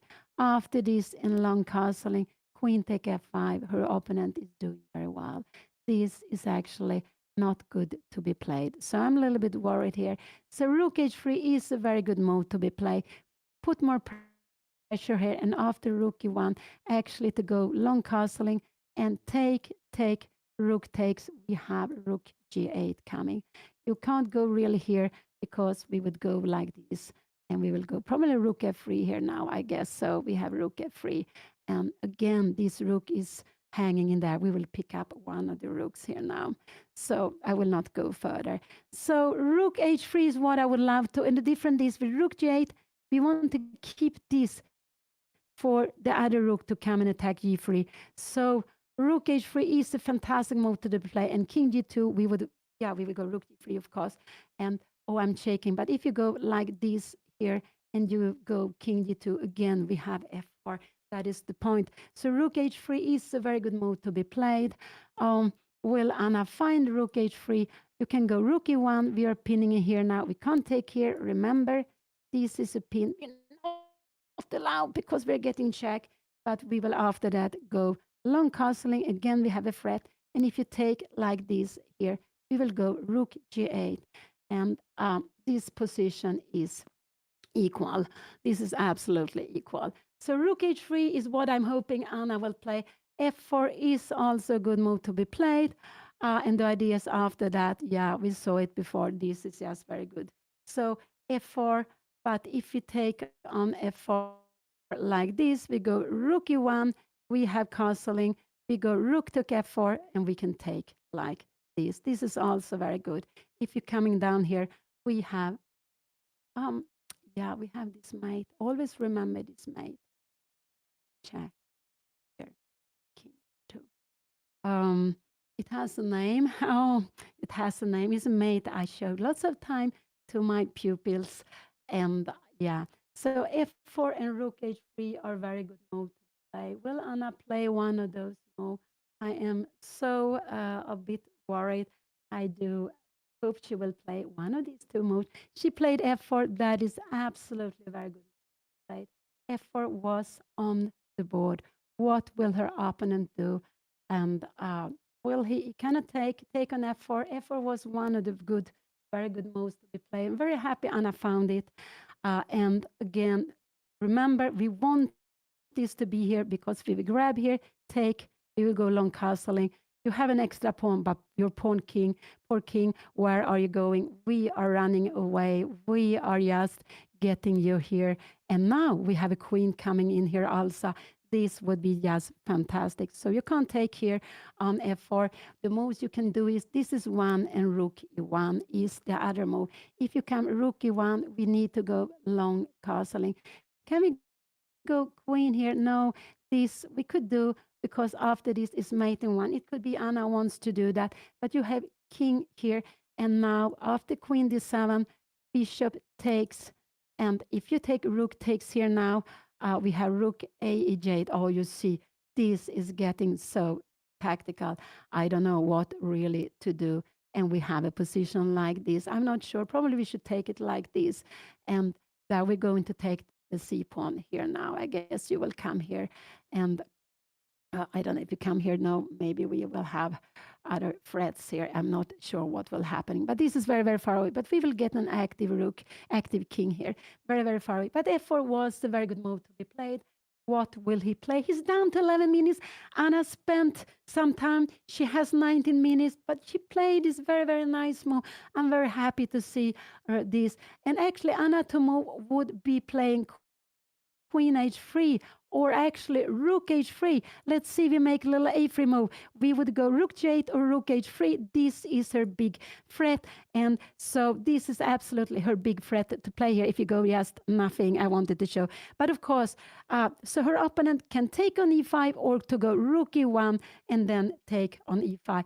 And if he's concerned about queen h3 coming, so after that, and rook e1, Anna, she can even go here. Can we take this? We check here now. King d7. Yeah, we can go rook d7 here now. Can we go rook g8? No, we have queen f4. What will happen here now? King f2. Then this is also absolutely fine to be played. Here we are coming, and we have, how is this position? Queen d2 is important to play. King d1, and we will grab this. And we will play after queen f7, we will play an endgame. And this is a draw, but you will absolutely have to play this 3 against 4, but it's a draw if you play it correct way. So what can he do? Will he So rook e1, but he see this queen is coming, and after rook e1, I prefer. If you go rook e1, yeah, we go here. We don't have time to play this any longer because it's a mate. So I would say if he wants to go rook e1, this is a better way to play it. And after rook e1, I would prefer Anna to go along castling here first of all. And after rook take here, we can go queen h5 if we wants to, but actually f6 is a better move to be played. And why is it better move to be played? Yeah, we can come here, and again, you can't do this real. You can do this. Um, yeah, we have a position like this. Maybe we go queen take d5, but you will actually, and in a position like this, um, yeah, white is a little bit better because this pawn we will absolutely lose. But we have two rooks. If you're trying to play something like this, we will just play it. And yeah, now he's on his way to move. What will he took on e5? Anna needs to take back on e5. Queen h3, she took back. And what will he do? He will absolutely go. Rook e1 is the only move he can play. Rook e1 is absolutely the only move he can play here now. And after rook e1, Anna needs to go long castle or queen h3. So if you take on f4, Anna will absolutely go long castle. She will. So, but rook e1, and if rook e1 comes, this is a good move. If rook e5 comes, maybe f take g3 is a good way of playing. If you come here, we can go. Can we go here? Can you come f6? Yeah, we have still a rook take f6. Sorry. And after a move like this, we have rook g5 taking, and now white wants to change the queens here now. So I would say that this is a little bit better for white. These we would actually make perpetual. The king can't. The king we would just make a perpetual here now with the king. So this is not. He took an e5. Now he needs to go rook e1. He needs to bring in the last piece on the board. Will he find this move to go rook e1? And actually, after rook e1, if she goes here, take here, king f1. Anna needs to come here. You have rook 2, and actually, rook g8. You can even go queen f4, but this is a good move to be played. That if you take here, we have the mate here. So this is a good move to be played. After this, you need you need to go. If you come like this, we have rook e3. Wow. So this is a good move to be played. And if you go rook e1 here now we can bring it back here because king. But this is again, wow, so difficult to see. Let's go back. So rook e1, I do hope Anna will go long castling. If he makes rook e1, this would be the wrong rook because this rook needs to be here. The piece needs to be connected. Also, if you go here, maybe this king can run away. Not now, but later on to hide away. But you get all pieces into the game. So he's down to 6 minutes. He has only 7 minutes left. 6:45 something. Wow, I didn't see that. So he's down, and they have just played. Anna played her 21st move. I'm happy she has so much more time on getting so excited. What an exciting position we have now. What will he play? This would be a mistake.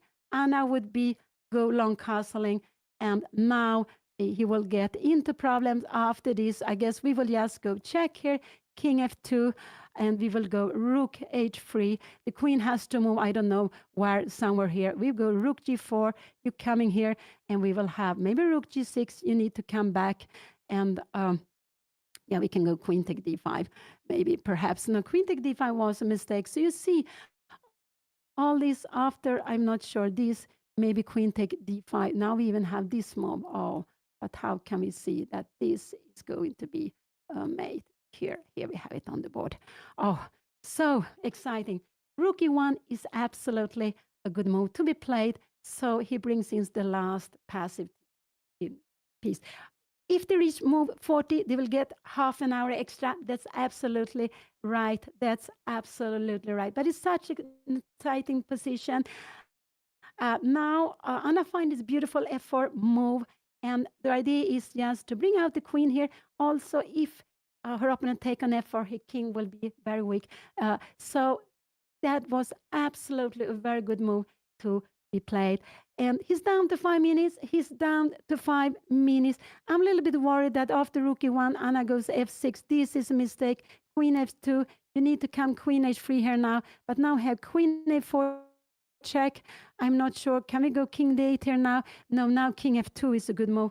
Oh, this is queen e7 is better. And why is not king f2? Because we have the check here, king e3, and we can bring the rook. This is the difference. Oh, we get in the rook. This is the difference, but this is very difficult to see. So, oh wow, it's so difficult to see. What he's down to 4 minutes. He's down to 4 minutes. Anna's young opponent, Charlie Cheng from Sweden, is only 13 years old. I'm sorry. He's born 2012, and he has been playing very fine in this game. Very nice play. In one moment, he slipped, but only one moment. All other moves have been good natural moves. Also, Anna, she made a mistake, bit in the opening, a little bit didn't castle as soon as I had wished she would do. But she has played very, very nice. Some of her moves, most of her moves, I would say, very nice. And this f4 was a good move. So it is a little bit like bringing in the queen here to h3. If your opponent would make a slow move like this, we would absolutely go castling, and next move would be this. This would absolutely be very, very difficult. We also have pressure here. So no, you can't make a move like queen g2 because Anna needs only two moves, castling and rook to g8, and she will have all her heavy pieces active. She will have all her heavy pieces active. So he's down to 3 minutes, and Anna has made her 21st move. Her opponent, they both have 90 more moves to make to reach the time control, and after that, they will get half an hour extra. But they need to make 40 moves, and all the time, they get half a minute. So he is under pressure. Will he find this fantastic strong rook e1 move? They have made 21 moves. It's our white has to make the 22nd move here now. He has to make the 22nd move. So it's still a 19 move to go to reach the control. But we shouldn't forget they always get half a minute extra after every move. Wow, wow. Oh, so exciting. It was started up with this close Sicilian, very blocked position, but there have been some very exciting ideas. And here we have the position. Oh, it's so, so amazing to see. I'm getting so nervous, but it's such an exciting game. Whatever happens, we have to try and do our best. And this is held in Stockholm, in the heart of Stockholm, RILTON Chess Festival, up to 2,200. Both Anna and her opponent, they have 3 out of 5. They have +1. They have won one game more than they have lost. This is the 6th round. Her opponent needs to make the move now. He's down to 2 minutes. He's down to 2 minutes, and I am so excited. I'm getting so nervous. It's much more nervous to watch the game than to play. When you play, you're so much into the game, but watching, yes, it's just so, so nervous. But yeah, that's the beauty of chess. He took on f4. Now Anna should go long castling. Will Anna go long castling? I think his idea here is to go f5, but then rook here, king f2, and queen a4. She brings in the queen this side. Will Anna go long castling? I do hope so. He played it. He had 2 minutes left on the clock. He took a pawn, but Anna needs to bring in another piece now. And long castling is a very good move to be played. After long castling, if he go f5, so let's see. She needs to go long castling. Don't give a check or anything. You need to get all in your pieces here. Don't take on f4 because then a check will come and Anna's king will not be so well. No, that would be dangerous. Anna needs to go long castling and to bring in the next piece. Could she go rook h3? No, I don't. Yeah, rook h3 would be possible to go. Her opponent needs to go queen d2 and long castling. This could also be possible to be played. If you go f5, we can bring the other rook here. So it could be that Anna will go rook h3, but I would prefer her to go. I would prefer her to go long castling. castling. Long castling is so strong because we put the king into safety and we are bringing out this. If you take here now, we will go rook here, king f2, and now we go rook h3. We were looking at this, and this poor queen doesn't have almost nowhere to go to. And now we can even give it check here, and we will doubling the rook. This would be just so amazing. We can put, maybe we go queen h3 is actually stronger way to play it. It's actually a stronger way. So I hope for long castling. I do hope she will go long castling. But it looks like she looks at rook h3, and there's so many. But remember, there is a team. One team, then this could be active, this could be active. But she needs to play with the last piece, the rook. And at the same time, this king comes into safety. So this is what I do hope she will do, just to put the king into safety. That is absolutely a very good move to be played. And we can also see that Anna can bring the queen. After this, I just want to say, could this be, I wonder if this is a way to bring it in. No, you have rook f2, but we give it check here now, king f2, and we have this move, fantastic. Threatening here, threatening queen d4. This is after rook c1, I guess. Oh, we have rook h2 here now, king e1, and we have queen b4 check. Oh, this would be just standard game. So long castling is such a good move to be played. Really, I do hope Anna will play it. But when she starts thinking, I'm getting a little bit concerned. Not because she thinks she still has lots of time, but then that she will make things complicated. Just bring in the last piece. Keep the options open. After you bring in the last piece, this move is just such a tremendous move to be played. So let's see what will happen. But I think rook h3 or castling is what we will see on the board. These are the two moves I can expect Anna to play here, nothing else. This e-pawn needs to remain. If you come here, rook h3, can you go queen f2? No, we have queen d4 check. You can't allow it. So after this is the only move to be played. And I would say, but then we cannot go. Can we go take here now? No, we have rook h8, and we will have some counter here. But just bring in the other rooks. So I do hope Anna will go for long castle here. I do hope so. Such an exciting moment. He took f4. That was not the best. I think long castling, could it be he wants to go rook f2? Now, is this a good move? Now we have rook e2. We are absolutely fine. So rook h2. And here we have it on the board. So happy. Anna played long castling. This is absolutely the best, fantastically. Now Anna to move would win with rook g8 check. This is a winning move. So it depends on what he does. This is probably the best. Rook f2. Will he find it to put the rook? The idea is Anna gives check. He can also put the rook on g2 to defender. So this is absolutely the best he can do. And if he goes rook f2, it could be that this is a good move to be played. If you come somewhere here now we have rook g8, and what is happening after that? Yes, we have this. Oh, this would be yes, king f2, and we bring in the queen. Yeah, there is no way for you. This check is so strong. There's no way for the opponent. So let's see. Rook f2 is the best he can do. Anna played the best. She spent some 3-4 minutes, but it was absolutely the best. But it's also the logical.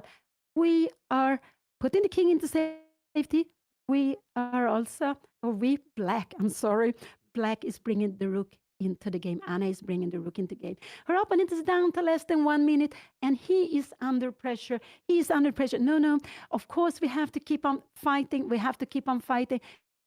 Queen f2 would be absolutely, we see the strength of the two rooks. So what could he try?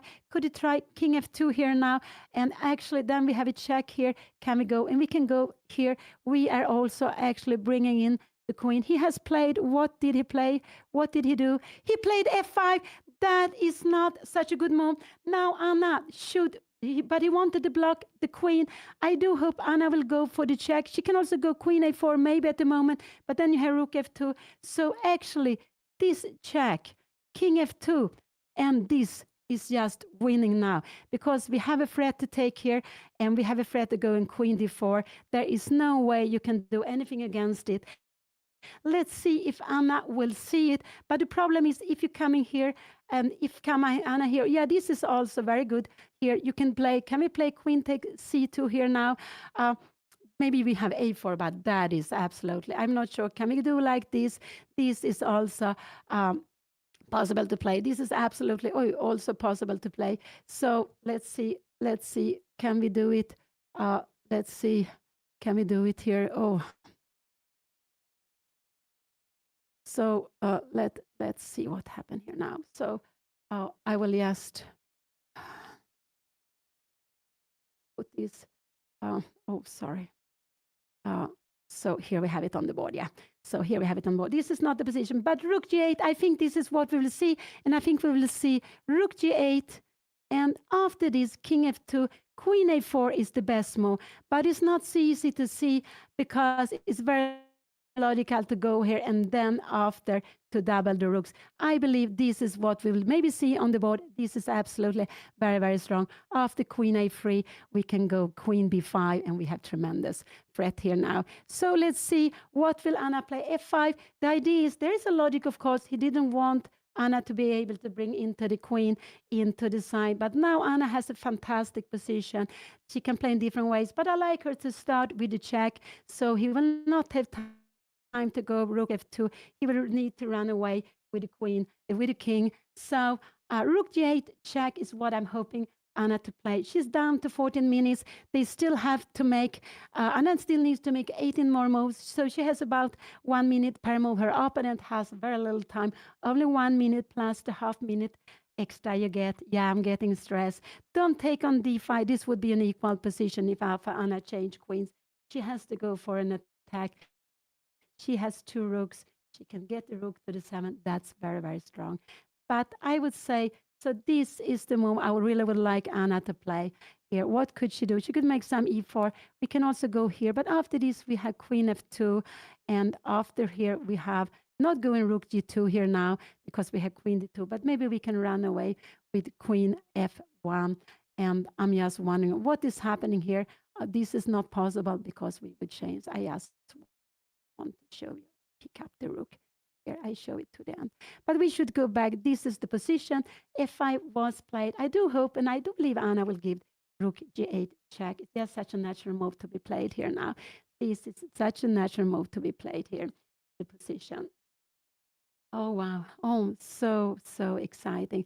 Anna could also go e4 check here. This is actually a very good move to be played. If she goes e4, I believe her opponent will take like this. But we have check, king f2, we have check, king e1, and now queen b5. We are coming down here. This is just tremendous. But so e4 is a very good move to be played. And after this, I want to show you the idea. One idea is, of course, after check here, you're not allowed to come here. We go rook e8, cap queen. But e4, no, e4 is just a move you want to play because you feel like you are open up lines for your opponent. But e4 is absolutely also a good move too. Right? Oh, so exciting, so exciting. But Anna is now having a very good position. She has a pawn less, but what is very important that the last pawn defending the king, which was on g3, first went to f4, now it went to f5, and he is.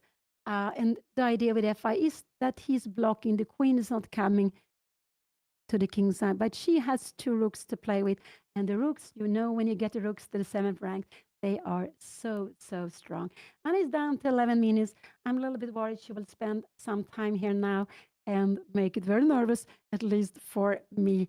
But if she just go on with the attack, she has such a beautiful position. Really, so beautiful position. But this is the strongest move, actually forcing the king out. And then I guess she will go rook h2. This is actually a stronger move because we put in threats here. We're also bringing in the king. You come here, yeah, rook h2. See, this will be a mate here now. You need to go c3, and there's no way you can stop the mate. You threaten the here, and after you come here, we will have a mate like this. Next move, I will just take it out. So will Anna play? Here we have it on the board. Oh, this was fantastic move. King f2 was played. Now I think Anna will go rook h2. Will she find queen a4? I'm not sure, but queen a4 is a very strong move to be played. Will she play that? No, she go rook h2. I think rook h2. And that's very logical because all the things taking part here, it's very difficult to see queen a4 because you're bringing in a piece, you bring in the queen to the queen side, but it's to get the queen closer. We can't get this way. She played queen a4. I'm so happy. This is a tremendous good move. So happy Anna played it. Wow, what can I say? She played queen a4. She looked, wow, I'm so happy. So when Anna played rook g8, she already had planned queen a4, and it's so strong. She is bringing in an attacker. This one is attacking, keeps control here. When Anna go rook h2, she will be ready to bring it in. Actually, this f5 pawn is good. There's no kinds of check. They wouldn't help. Anna would maybe run away here, but they're not even any check. And now this is a tremendous threat. This is a tremendous threat, but this is also a very, very strong threat for Anna to play. And the problem is if you go something like rook h1 near now, here, we coming here now, we can go take, and we can go rook g2. You have one check, but we just move away the king to d7, and there is no more check. We are very happy that the f5 pawn is still, or we black is very happy, and I am very happy that the f5 pawn still stay here. So let's, go back. This is position queen a4. What a fantastic move, Anna fine. I'm so happy. Rook h1 was played. That was maybe the best he could do. That was the best he could do. Anna needs to go queen take c2. She needs to go queen take c2. And here now, queen d4, he can go king c2. Could this be a move? Yeah, this could actually be a move, but he can go here and queen take b2. He can also go here. So this would be unnecessary. Queen takes c2 is a very good move to be played. And if she goes queen takes c2, her opponent only has one move to do, king e3. That is absolutely the only thing. So let's see what will Anna play here now. What will she play? But I do hope she goes queen c2. That is such a good move to be played. Queen takes c2. Well, but rook h1 was probably the best he could do. That was absolutely the best he could do. And here we have it.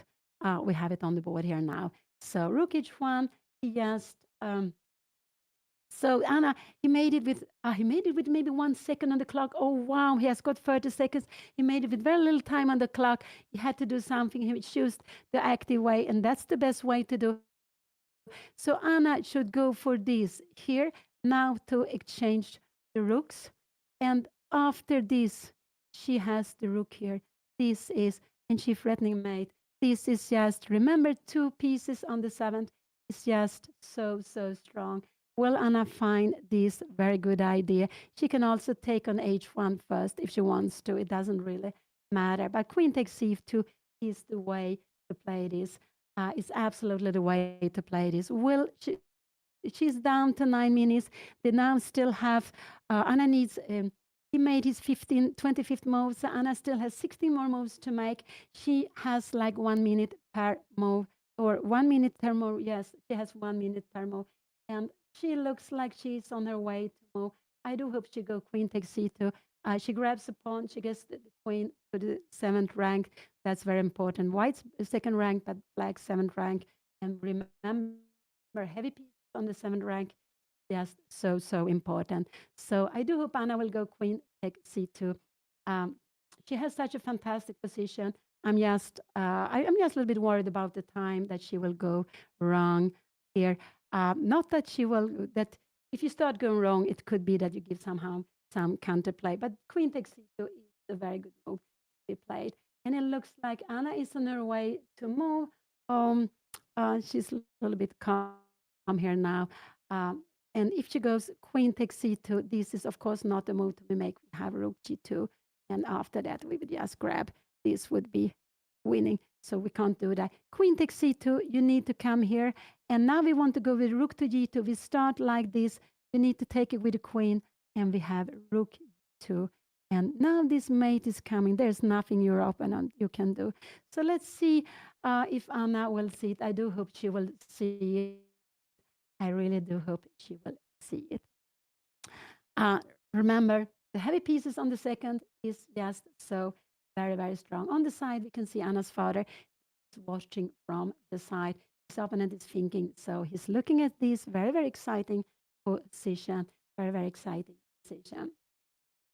Oh, wow. Oh, wow. So I do hope Anna, yes, take on C2. Yes, she did that. That is, her opponent has only one move to make. He will play it immediately. King e3 is the only move he can play here now. Anna can also go, she could go c4, but taking on h1 is the good move to be played. She can also go queen take b2 if she wants to. That is absolutely fine to be played. It could be that she will go queen take b2 here. I would say that this is actually one of the moves I expect Anna to play here now. Queen take b2. So this could be possible that she will go queen take b2. That is also absolutely fine. Rook h2 is actually a very good move to play. What will do? I think Anna goes for queen take b2 here. But the easiest is take on um, uh, of the queen take b2. I don't know. Can we go some f6? No, it doesn't really change anything. I think we will see queen take b2 on the board. It's absolutely fine. But taking on h1 and rook g2 would just finish the game immediately. So Anna has she took queen take b2. And what will her opponent do? Will there be some, I don't know, what can her opponent do here now? I really don't know. It's just, this was just such a nice move to be played. He can just try to take, yeah, I think actually this is what we will see.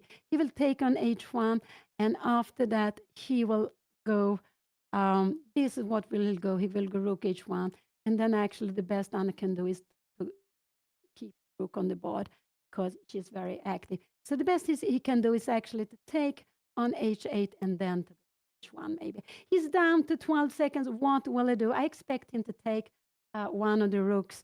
I do expect him. He needs to take away pieces, just hoping for the queen endgame. And here we have it on the board. Rook take h8 was played. That was absolutely very good move to be played.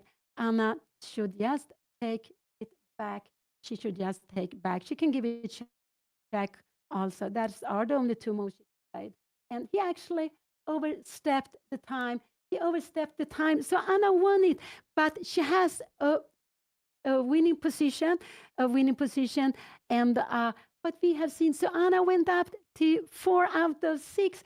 Her opponent made the move a little bit too late, and he lost on time. Anna has the overwhelming position, but as long as you can keep fighting, you will do that. And so happy also for Anna to win with the black pieces. So after 6 games, Anna has 4 out of 6. There's still 3 more games to go. And just wait a little bit longer. She will be with you. She will tell you about all your plans and everything. We can see a smile on Anna's father. He's standing there on the side and he has finished his game. I don't know what happened in his game. I can't see it from far away. I can't see the kings or anything, but it seems like he has finished his game. And Anna will come here at any moment. So Anna goes up to 4 out of 6. It means that she has won 2 more games than she has lost. She has +2. And yeah, very exciting and so nice also to win for the first time with the black pieces. It was started very quiet game. It could be that he lost, forgetting about the time. I didn't see what happened. I was so looking at the position. So it was a close Sicilian where Anna, thank you so much, where it started very slowly, but then Anna made a mistake. Her opponent find these beautiful 2 bishop moves. One was hitting the knight, and Anna went for an attack, and her opponent went wrong. And then it was very exciting. And then again, Anna played some very nice moves, and her opponent again went wrong.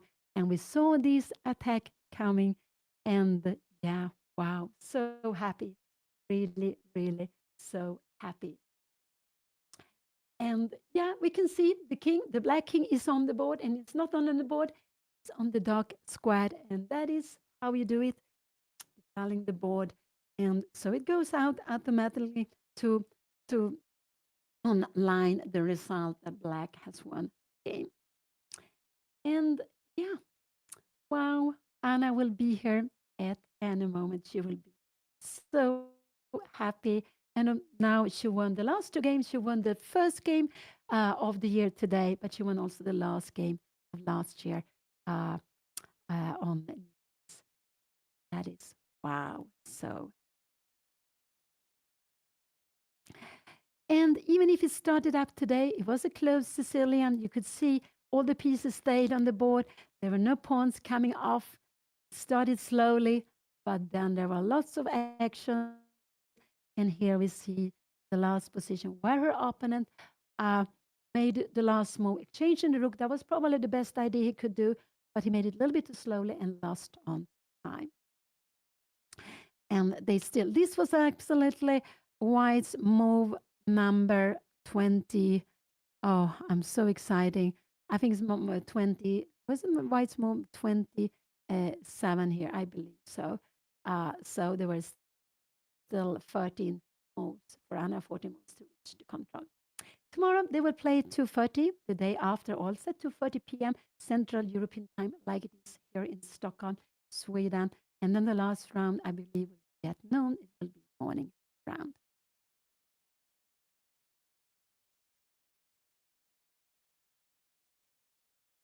And yeah, for me, the most exciting game to watch and to see is when Anna is playing. Of course, it's very nervous to watch, but it's also very nice to see the games, to see the plans from Anna and from her opponent, to see the games growing up. It's quite different. So I like to see the game all the way up because then I understand, or I do hope, yeah, I understand the ideas. Most of the time, I do hope the ideas behind the moves. Because when you play, of course, you have plans, and sometimes the plans are good. Sometimes, of course, we make mistake with the plans, and but it's very exciting to see Anna's game, of course. So Anna played with a very young player, Charlie Cheng from Sweden, born 2012. He is only 13 years old, but played very nicely. But yeah, I lost a bit of control in the opening when he could take the advantage. And then when Anna launched an attack, he went wrong. And here we see such a good position Anna has here in the last position.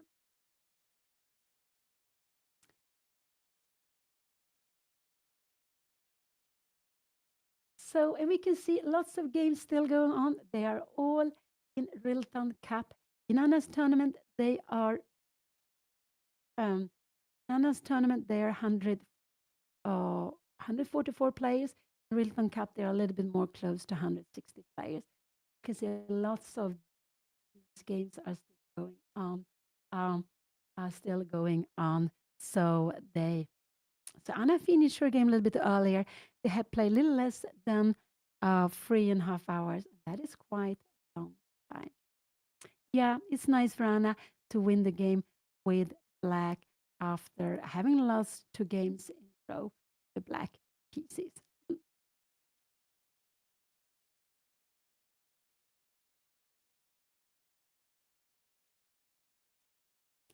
So yeah, stay a little bit longer.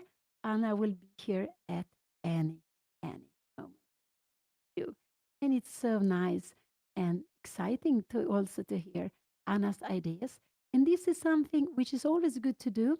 Uh, um, uh, and if you have time, if you play over the board, also if you play online and you have time with your opponent, even if it's an online game, depends on what kind of tournament you play, a little bit to analyze it afterwards.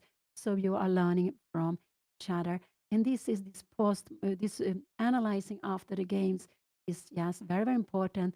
Like this, we are learning from our mistakes and the ideas we had, what was good and what maybe needed to improve. So in our own games, we have everything. Yes, now I say goodbye. Anna will be with you. Thank you and bye. Bye. Oh, I will also be.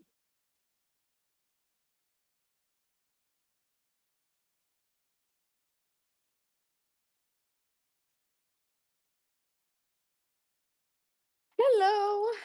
Oh, it Bye. feels so good to win. I think this was a good game. Was it, Mom? Yeah, it was a good game, but you made one mistake. Do you know which mistake it was? No. It was when you play h5, you need to take on f4. After bishop h3, this is dangerous for you now. Or it could have go bishop e4 also. Wait, when I play h5, I need to take on f4? F4, yeah, because you went h4. The best he can do now is to go g4 and f5. Then is to go g4 and then to take And on e5. 97? You take on e5 and queen f3. You need to go long, short castling. Okay, but this You is will very have problems complicated, there. no? Yeah, it's complicated, yeah. But g4 is the best way for him. When you take on f5, you're absolutely in the game now. Yeah, I thought you could go g4, but I didn't see the issue after 97. Yeah, no. Then he needs to open up and go queen f3. You can try something like f6, but he will be fine there because it's difficult for you to f6. No, he plays c3 and d4. Yeah, so there is scary for But I you can if you take with the play this. pawn. No, I don't have to take with the I don't have to take with the bishop. But if you take with the pawn, he will have um he have a pass pawn on d5. He might. So this is just very nice for him. He will go queen f3 again, I guess so. Yeah. So this is what this was the only scary moment. Okay, all right. Well, Mom, I won, so I'm happy. You play very well. You know, it was very nice to see you go f4. That was a very good move. You could play other moves also, but f4 was one of the good moves. I'm very happy to see it Yeah, on the I thought I board. had to play f4. Like my whole body was screaming at me I have to play f4. But also I think the nicest thing was finally to play against someone that thinks more than me. I just I was so happy. And at the end he lost on time. That's why the game he didn't resign. He lost on time. Yeah, Um we but saw that. Yeah, yeah. because we understood that. Yeah. So but okay, I mean that position is just completely lost. Maybe I should go instead of queen takes c2, maybe I should go queen d4 check. I was looking at that, but I thought king f1 and I wasn't really exactly sure how to continue. But okay, I Easiest thought way is everything to was winning. Yeah, easiest is to change the rook and rook g2. That will be a mate. If I change the rook, queen takes, how would I go rook g2?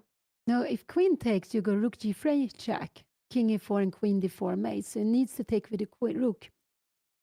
You take on Mom, the king h1. is on f2 when I'm saying, so I think we're looking at different positions. Yeah, queen takes c2 is an excellent move. Okay, so queen takes c2. Yeah. Okay, yeah.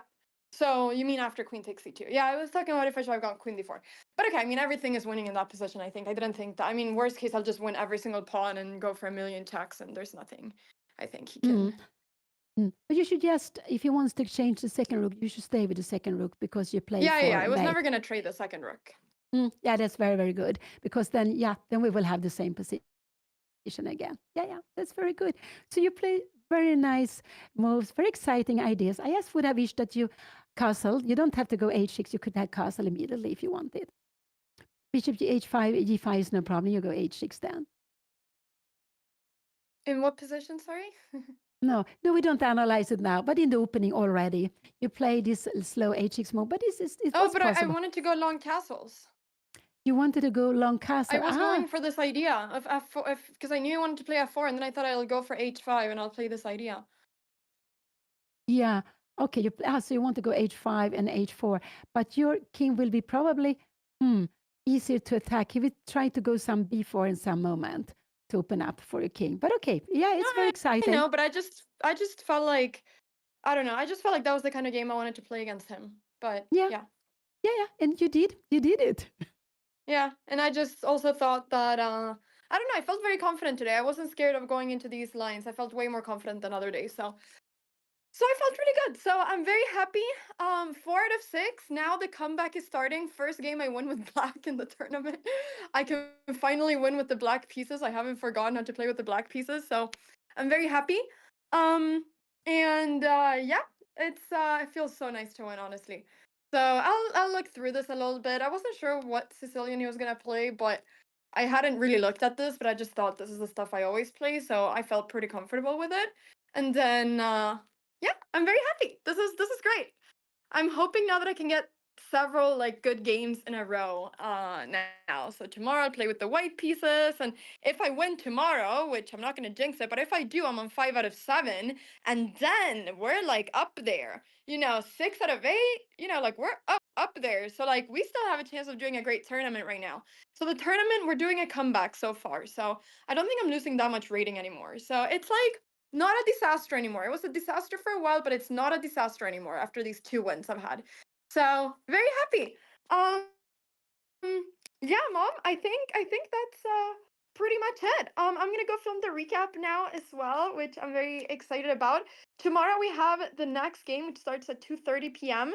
CT, so don't miss it. Same time as today, round 7 of Rilton. Um, and yeah, that's pretty much everything. Mom did the Kremlin Cup today. Did you talk about it, Mom? Yeah, I talked about a little bit, but we had a women tournament today with close to 40 players. Just very nice. And yeah, really, I was happy about it. Wait, I don't. But Okay, it lagged for me. I don't know if it's lagging for everyone else. I didn't really hear you, Mom. yeah. No, but we had this women tournament this morning. Actually, I have the name Pia Cramling Cup. I was very happy with that. But it was very nice. Mom, your voice. Okay, your voice is disappearing. I don't know if it's on me or you. Let's go ahead and Mm, end the stream because I'm not sure. Because the voice is disappearing. I don't know if it's been doing that the whole stream or not. But okay, we'll figure it out. Thank you so much, everybody, for watching. Have an incredible rest of your day, and I'll see you all tomorrow for 2:30 p.m. For 2:30 p.m. at 2:30 p.m. Bye bye, everybody. I'm gonna go ahead and raid somebody. I'm gonna go ahead and raid somebody. Let's see, who do I raid? You know what? I'm gonna go ahead and raid Rilton Cup. First Rilton Cup raid. Let's go ahead and raid them. Raid Rilton Cup streams. All right. Uh, is it working? Is it working? I think it's working. Yay. Okay. Bye bye, everybody. See you tomorrow. Don't forget to watch the bye recap. bye. Thank you so much for watching. Bye bye.